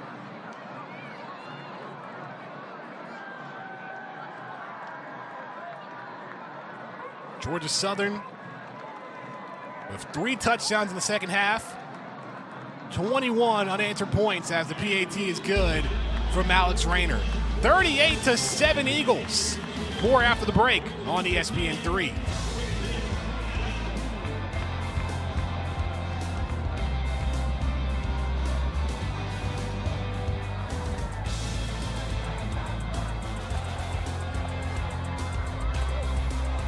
Morgan State on ESPN3. A great atmosphere in Paulson Stadium. Our own Emily Grace McWhorter has more. Thanks, Danny. Listen, I know that me, you, and Cole having a good time, but we have to talk about the fans in attendance tonight in Paulson. It's almost like they've been waiting for these to celebrate. It has been awesome, and it's giving me goosebumps right now to look around and see the fans so invested in this new era of football under Coach Clay Helton. Back to you. Thanks, E.G. And how about this new era of Georgia Southern football, Cole, especially when it comes to the passing game? Kyle Vantrease, 27 for 44, 351 yards and 3 touchdowns. Although an interception, he still had a great game. You know what, Danny? I'm hesitant to even put that interception on Kyle Vantrease. I gotta. As much as I love the big guys up front, I also gotta be hard on him. I think if he wasn't hit kind of in the back by one of those defenders, I don't think he throws that interception. But he's been having a heck of a night. I have to agree with you there. Yeah. I don't know. I don't even know if his night's going to be over yet when they get back on offense. Well, we know right now that Carson Baker's night may be over. A new quarterback in for the Bears. That's Deuce Taylor, the sophomore from Fort Wayne, Indiana. Empty backfield, throws to the near side, incomplete. Was looking for Jabril Johnson. Ball just a little bit too high, too much heat on it. Just got to bring it down. Hey, this guy hasn't been in the game, and here we are in the fourth quarter. He has to kind of get used to the speed of it and kind of get adjusted. Now, Taylor, one of the players on the Bears last season, played in 6 games, went 21 for 47 with 201 yards, no touchdowns, and an interception. Carson Baker tonight, 10 for 21 for 78 yards and a pick. So an opportunity for Taylor here in the fourth quarter. Intercepted! Isaac Walker right to him. Wow. How about the night for the redshirt freshman Isaac Walker? And just talk about just a type of night right here. Just not for him, but the whole Georgia Southern defense. I mean, it's like they've come to life. And you look at this player right here, just way to read where the ball's going. It would have been an incompletion anyway because he wasn't going to hit the receiver, but way to read it, way to make a play on the ball right there and get the interception, get that turnover, put your offense out there, and definitely make this game more of a blowout. Well, that's the third turnover from Morgan State, and defensive coordinator Will Harris for Georgia Southern said, hey, I want to see this defense create turnovers. Strip sacks, picks, it doesn't matter. Vantrease still out at quarterback for the Eagles. Quick pass. Finds J.J. McAfee inside the 10. Now stopped by a sea of white jerseys. I think Vantrease wants one more touchdown out there. I don't know. I'm hoping Vantrease wants to break the passing record, to be honest with you. Replace who they did it against. Tracy Ham against Furman back in 1985. You don't have to keep bringing that up, Danny. We can let that one go. I mean, it's a big part of Georgia Southern's history. The Eagles are also celebrating 40 years of competitive excellence. Unprecedented excellence, rather. Well, hey. Vantrease looks for the end zone. Caught! Touchdown, Singleton. Now it's kind of at the point where you're imposing your will on your opponent, and now Georgia Southern's making it a little bit too easy right here. I'm not going to say the Bears gave up, but you can kind of tell they don't have that same fire that they had at the beginning of the game. The game's definitely worn down on them. Just really beautiful ball right there. Kind of threw it where only the receiver could get it. Threw it right there in that tight kind of window in that coverage. Just nice throw, beautiful catch. Way to keep your feet in bound. Touchdown. I think it's more of the Eagles woke up in the second half. They got those first half jitters out the way. And Kyle Vantrease, 4 touchdowns, 367 yards in the air. He has found 10 different Eagles on offense. 4 different Eagles with touchdown receptions. Caleb Hood, Derwin Burgess, O.J. Arnold, and now Jeremy Singleton. I mean, could you ask for a better, debut, Danny? I think this is perfect for Kyle Vantrease. Maybe not having the interception, but nonetheless, a 45-7 Georgia Southern lead in the fourth quarter over Morgan State. And what a debut for Calais Helen in this new era of Georgia Southern football. More after the break when we come back on ESPN3.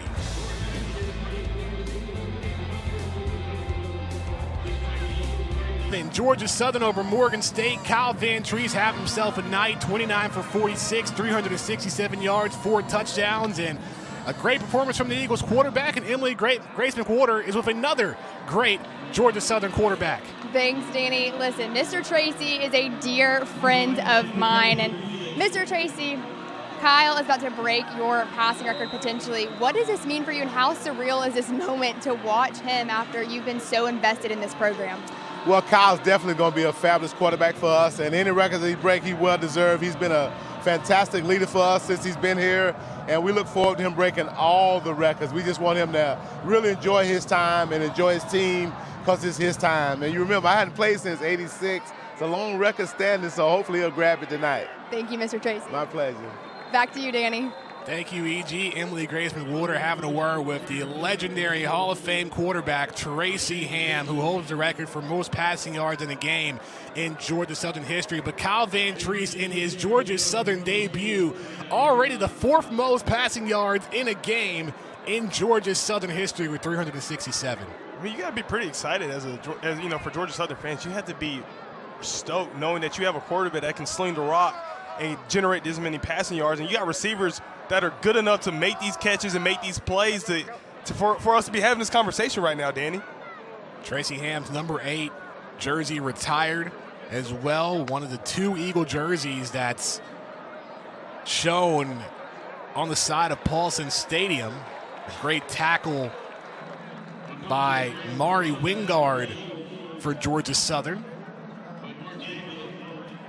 I mean, this is an exciting Georgia Southern team that really cleaned things up in the second half. 28 unanswered points in the second half. And a great job by our own Emily Grace McWhorter being able to track down Tracy Ham down the sideline. Get a quick word with him, because that's an exciting insight to know what the all-time great in Tracy Ham wants to know his thoughts about Kyle Vantrease as Deuce Taylor still out there for the Bears, slides on the 2nd and 16 play.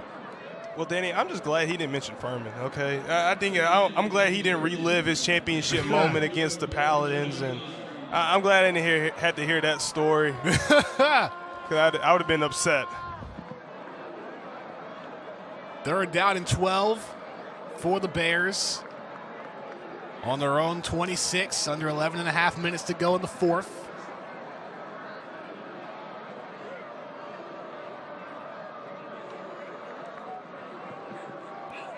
A 3-man rush from the Eagles. Taylor rolls to his right.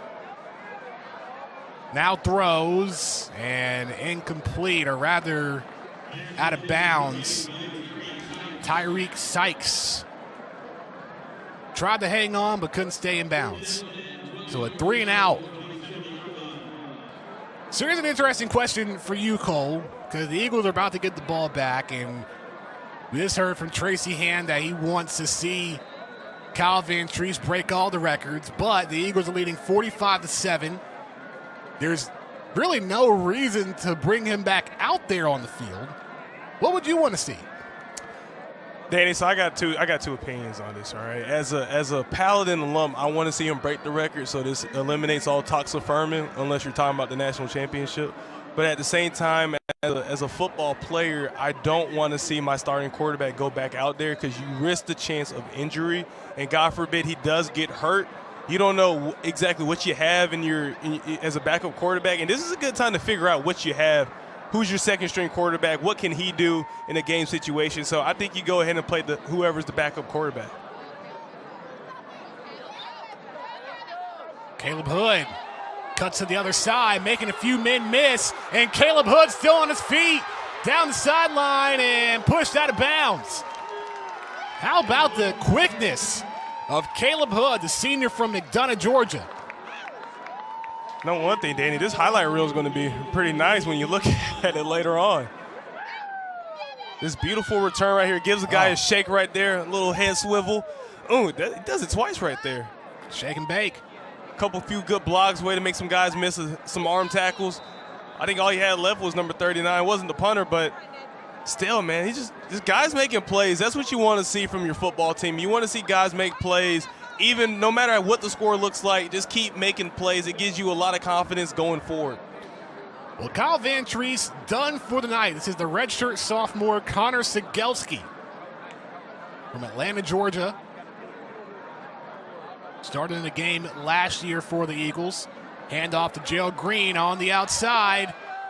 Ooh. Pushed his own teammate to get some extra yards. That was Ezra Archie that got hit. And a flag, and now we got a scuffle on the Eagles sideline. Green trying to get out of it, trying to make a smart decision. This beautiful blocking right there. Just doesn't see the hole right there, decides to push it out. And just watch this right here. Just runs over his own teammate. He said, hey, man, look, I love you, but I'm going to throw this truck stick in your back. Hopefully you take him with you. But just beautiful, hard run, and you see guys are getting frustrated, and that's where penalties come about. That was initially unnecessary roughness on the Bears' Jordan Johnson. So along with the big run from Gerald Green, the Eagles will add on 15 more yards. In the red zone once again. Georgia Southern tonight, a perfect 6 for 6 in the red zone. Let's hope they can keep that up, and that wasn't a jinx right there, Danny. See if they can make it 7 for 7 with Sigelski at quarterback. Let's see what he can do throwing the ball. I'm just curious. Like George. Hand off to Green. And Green gets inside the 10.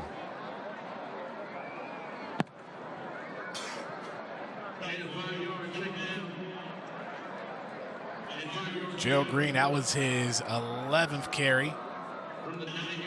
Or rather, 10th carry, 35 yards. It has been more of the Eagles passing tonight than their run game. There's 22 carries overall for the Eagles for 77 yards. But Jalen White, 2 touchdowns on the ground in the red zone.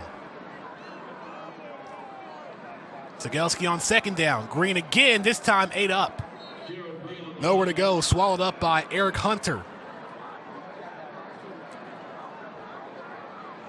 Kind of cool that would have been a read option right there, and he decided to keep it. I think he would have scored a touchdown on that. Like guys are keyed in on the running back, number 4.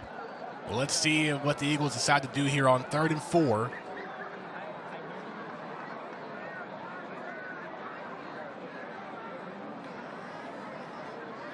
Green again. Bounces out. Touchdown.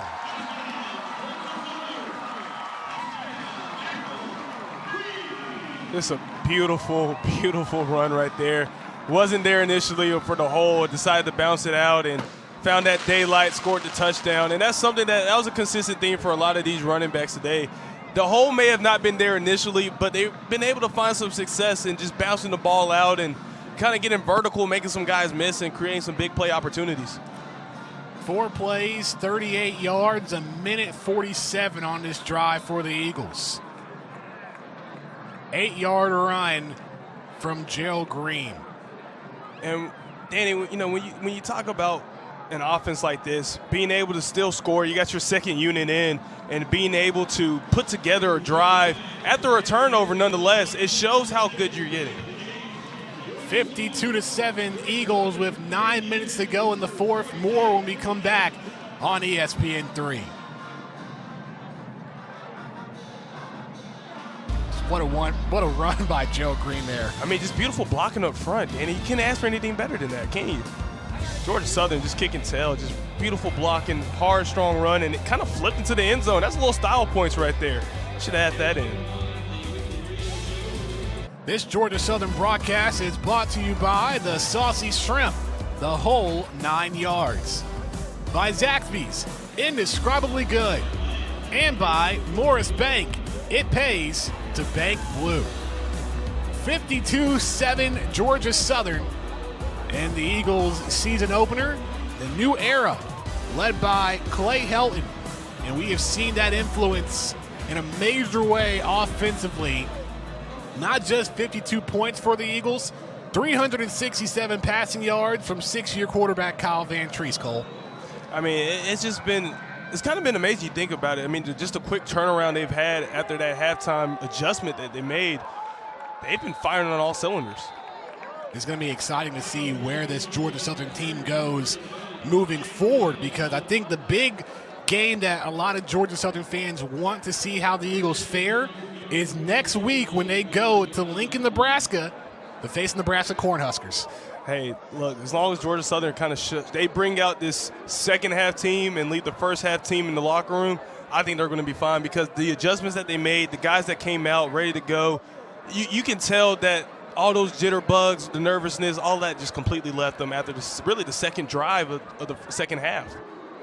1st and 10 with 9 minutes to play. Deuce Taylor on the pass was incomplete. Out of the hands of the intended target for the Bears. It's Miles Wright, I believe. Oh, hey, Gus. That's not scary. That was a little scary, wasn't it? I love Gus. You never know when he's going to pop up. Here's a handoff and a run. Daquan Harvin on the carry. Got a guy riding in pain on the ground right there. That is a player down for Georgia Southern. Davion Rhodes, the defensive lineman.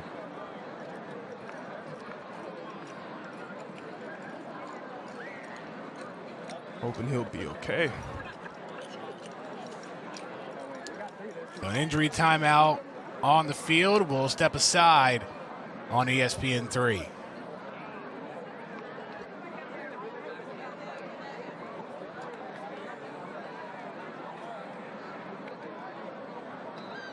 Davion Rhodes being helped to the sideline. Play will resume. 3rd down and 6 for the Bears. Taylor fires across the middle. Bobbled around. Intercepted Another pick for the Eagles, this time Jalen Denton. Just guys making plays, just being locked in right there. That was the good old tip drill that you do when you're in youth league right there. The coach throws the balls up a little bit, and he's like, just tip the ball, and somebody at the very end of the line just catch it. Man, Georgia Southern, you can tell they've been clicking as the game goes on. And you look at the turnover margin right here, I am pretty sure defensive coordinator Will Harris has to be stoked about it. And you got to lock in. Danny, look, this is one of my biggest pet peeves when it comes to receivers. Anytime the ball hits your hands, you got to be able to catch it. And right there, it goes right through that receiver's hands. And guys just make plays when that happens. Tyrell Davis made the tip for Jalen Denton to get the pick. So the Eagles back on offense. O.J. Arnold on the carry, gets to the 25-yard line. Great run right there. Elijah Williams was kind of trying to hold on for dear life. Running backs kind of took him for a ride. Another quarterback in for Georgia Southern. This is Colton Fitzgerald.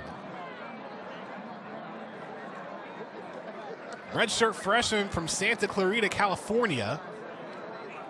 Arnold on the carry. Nowhere to go that time.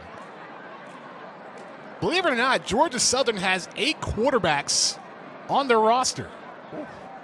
So there's, of course, the one veteran being Kyle Van Treese, but with Van Treese having one more year of eligibility, you got to also look and see who's going to lead the charge in the future. I know it's early to say because we're in game 1 right now, but nonetheless, Arnold jumps a little bit forward, gets a few yards.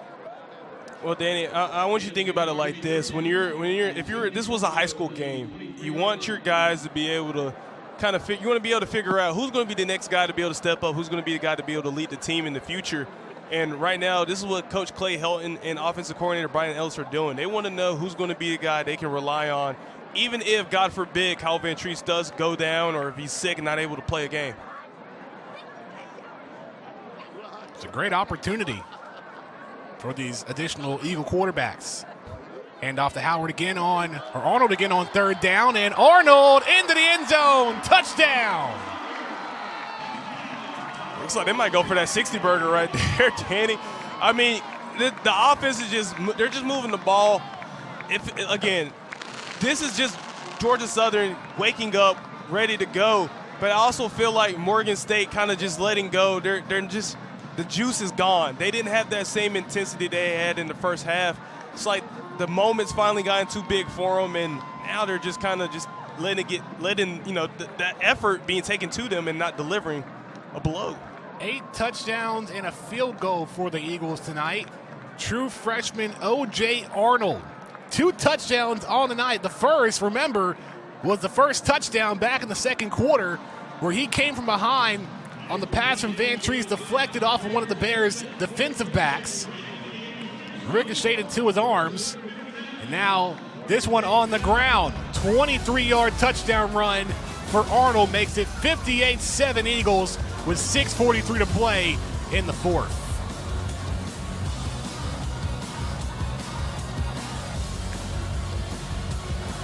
Into 7, Georgia Southern. We welcome you back on ESPN3. What a season opener for this new-look Georgia Southern team led by Clay Helton. As we look at the upcoming schedule, we talked about Nebraska Cup. What other games are you looking forward to for Georgia Southern in this schedule? I'm going to go ahead and say the Ball State game just because that'll be their next home game. But to be honest, I think fans are going to be really excited for that good old rivalry between Georgia State. When that game comes around, even though it won't be here, that should be a game that everybody should be excited for. And then also the App State game. You saw how opponent Chase Bryson and the offense looked against UNC earlier today. Now, imagine them going against the Georgia Southern team. I think the most exciting thing about the Appalachian State game is that it's finally been moved to rivalry week at the end of the season. In previous years, that matchup against the Mountaineers has always been in the middle of the year. It's been a Thursday night matchup that's been shown on ESPNU. But for those who know about the Georgia Southern App State rivalry, it definitely needs to be at the end of the season. has a little bit more burn. So it's kind of like that Auburn, Alabama kind of feel to it, right, Danny? Well, both teams made the transition from the FCS to the FBS in the Sun Belt Conference at the same time in 2014. Mm-hmm. So, it was one of the premier rivalries in the SoCon. Yeah. So being able to continue that rivalry and bring it to a new conference and what the Sun Belt has already done in the last couple of years has been incredible. Harvin on the carry. Did not get far. Make it 3rd down and 7. Morgan State 2 for 12 on 3rd downs tonight. The Eagles have been able to make some great stops on 3rd down throughout the night. Yeah, pretty much the utter domination, really. I mean, again, you take away that pick six, they didn't do really anything on offense. I mean, they didn't score any points offensively, and I mean, I don't think you can ask for a much better performance as your defensive coordinator. Of course, there's some things you want to clean up, but I just think this is a great performance in terms of really pitching a shutout outside of something that your squad wasn't even on the field to stop. And complete on the pass from Deuce Taylor. That pick six is the one blemish on this Eagles night. It's the one mistake that was truly made. And, when we go back in the first half, it was very monumental because it tied things up at 7 at the moment. But the Eagles responded very well throughout the rest of the second quarter and just dominated in the second half. 42 unanswered points. And the Eagles will call a timeout with 5:09 to go.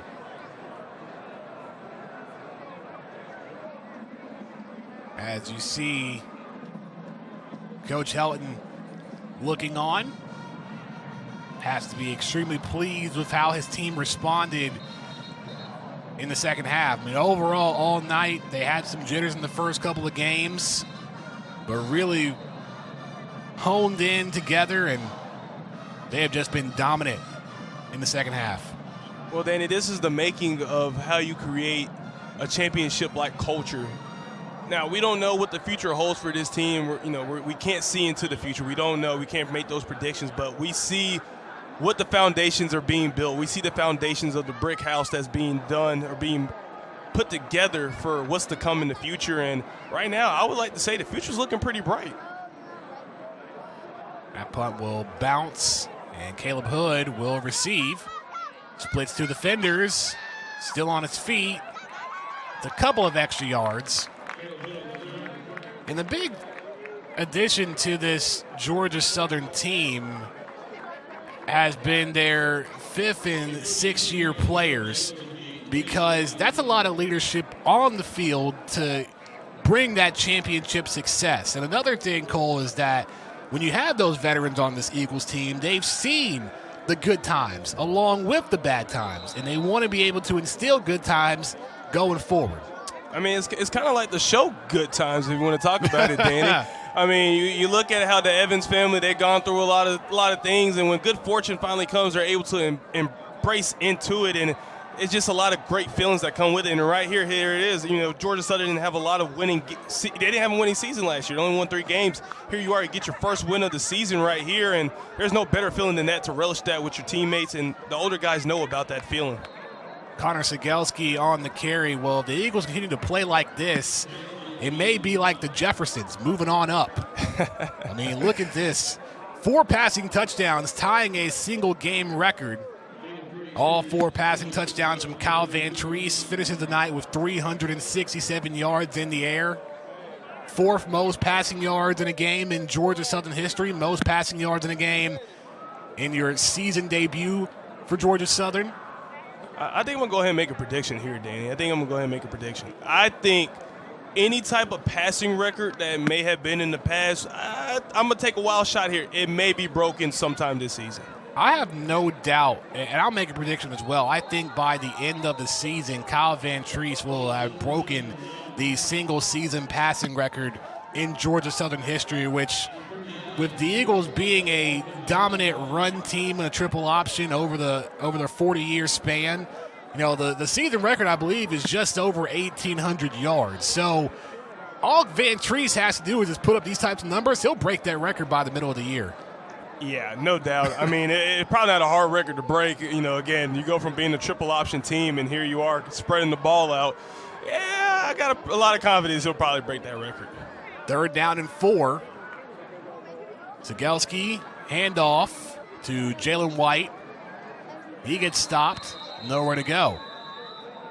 As the clock continues to run down, under 3.5 minutes to play.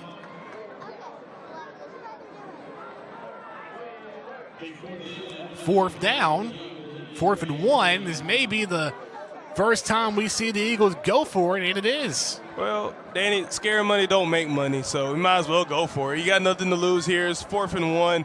The score is 59-7. You got another group in here. You got to figure out what they can do as well. I mean, we're talking about the future of a program, so you want to see what everybody can do and what they're able to do in the live game situation, and this is a good example of that. Or this is just the time for the Eagles to run some clock out, and they'll call a timeout with 2:35 to go. Yeah, that too, Danny. That too. They can do that as well. Yeah, that too. But I mean, again, it's just been an amazing game when you look at it from watching a team have that nervousness, the butterflies, and figuring it all out. And here they are playing really well in the second half, 59-7. If you would have told me this was going to be the score right now at the end of the first quarter, I may have looked at you crazy.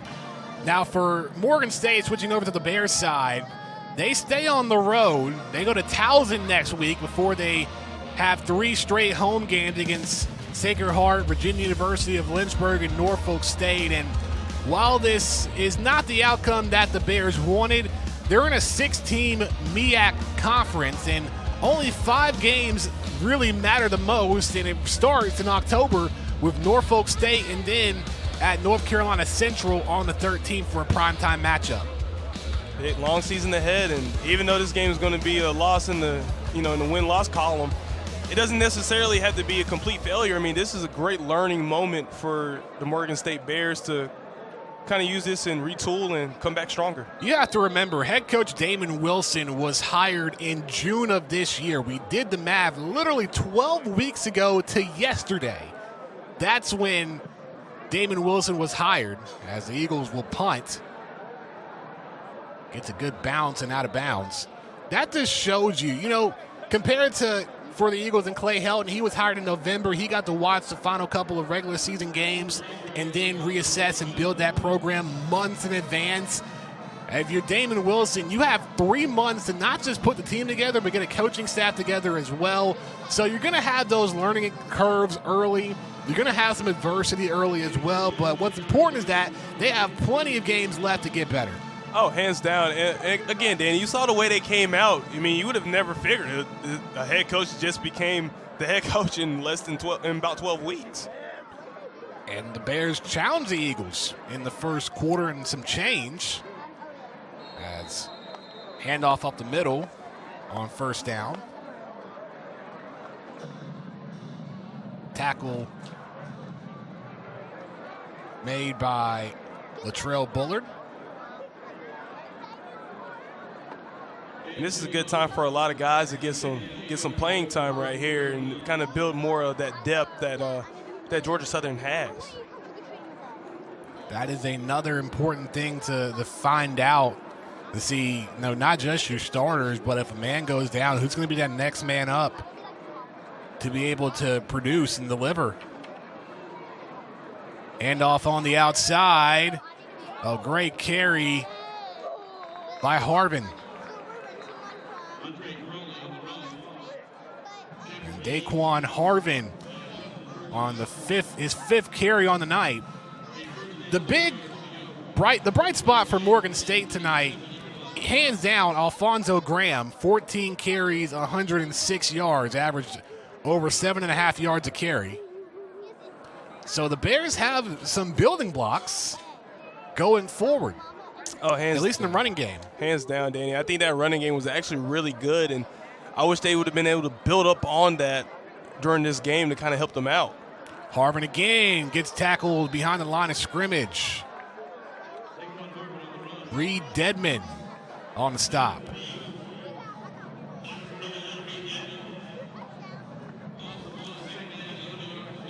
So inside the final minute.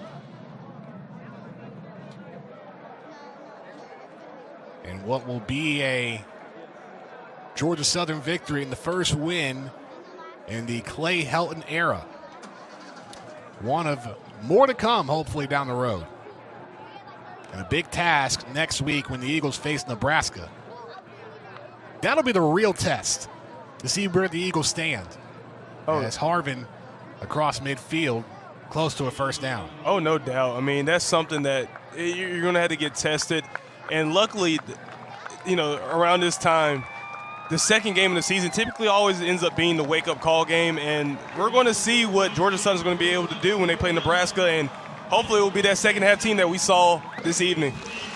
It was a slow start, but Georgia Southern opening up the score in the second half, scoring 42 points. The Eagles win 59-7 over Morgan State. Kyle Van Treese, what a debut. 367 yards, 4 touchdowns and an interception, but finding 10 different Eagles out there on the field. Also 4 touchdowns on the ground, 2 from Jalen White, 1 from Jalen Green, and another from O.J. Arnold. Overall, an offensive showcase for the Eagles, and Emily Grace McWhorter standing by with Clay Helton. Thanks, Danny.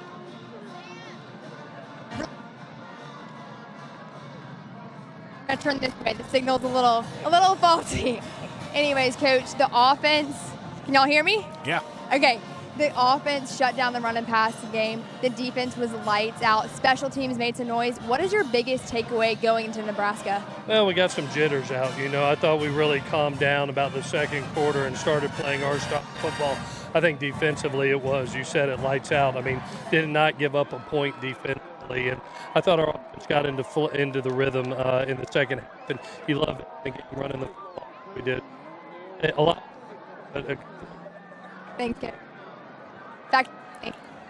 Thank you, E.G. What a night for Georgia Southern opening up the season. 59-7 over Morgan State. Cole, final thoughts? Well, I really liked what I saw today, or really tonight. I mean, you look at Georgia Southern, started off slow, and some teams, they don't know how to readjust and come out fired up after a slow start, and they kept pounding, they kept going, and they were able to turn it on. And on Morgan State side of things, you saw what you're missing out on, and we look at this play of the game right here. I mean, what better thing could you ask for right there? Well, Morgan State will head back home and then back on the road again against Towson, and Georgia Southern will enjoy this win and then get back to work on Monday as they prepare for Nebraska. So for Cole Neely and Emily Grace McWhorter, I am Danny Wall saying so long from Paulson Stadium. Where the final score is Georgia Southern 59, Morgan State 7. All games on the ESPN networks are streaming live and archived on the ESPN app.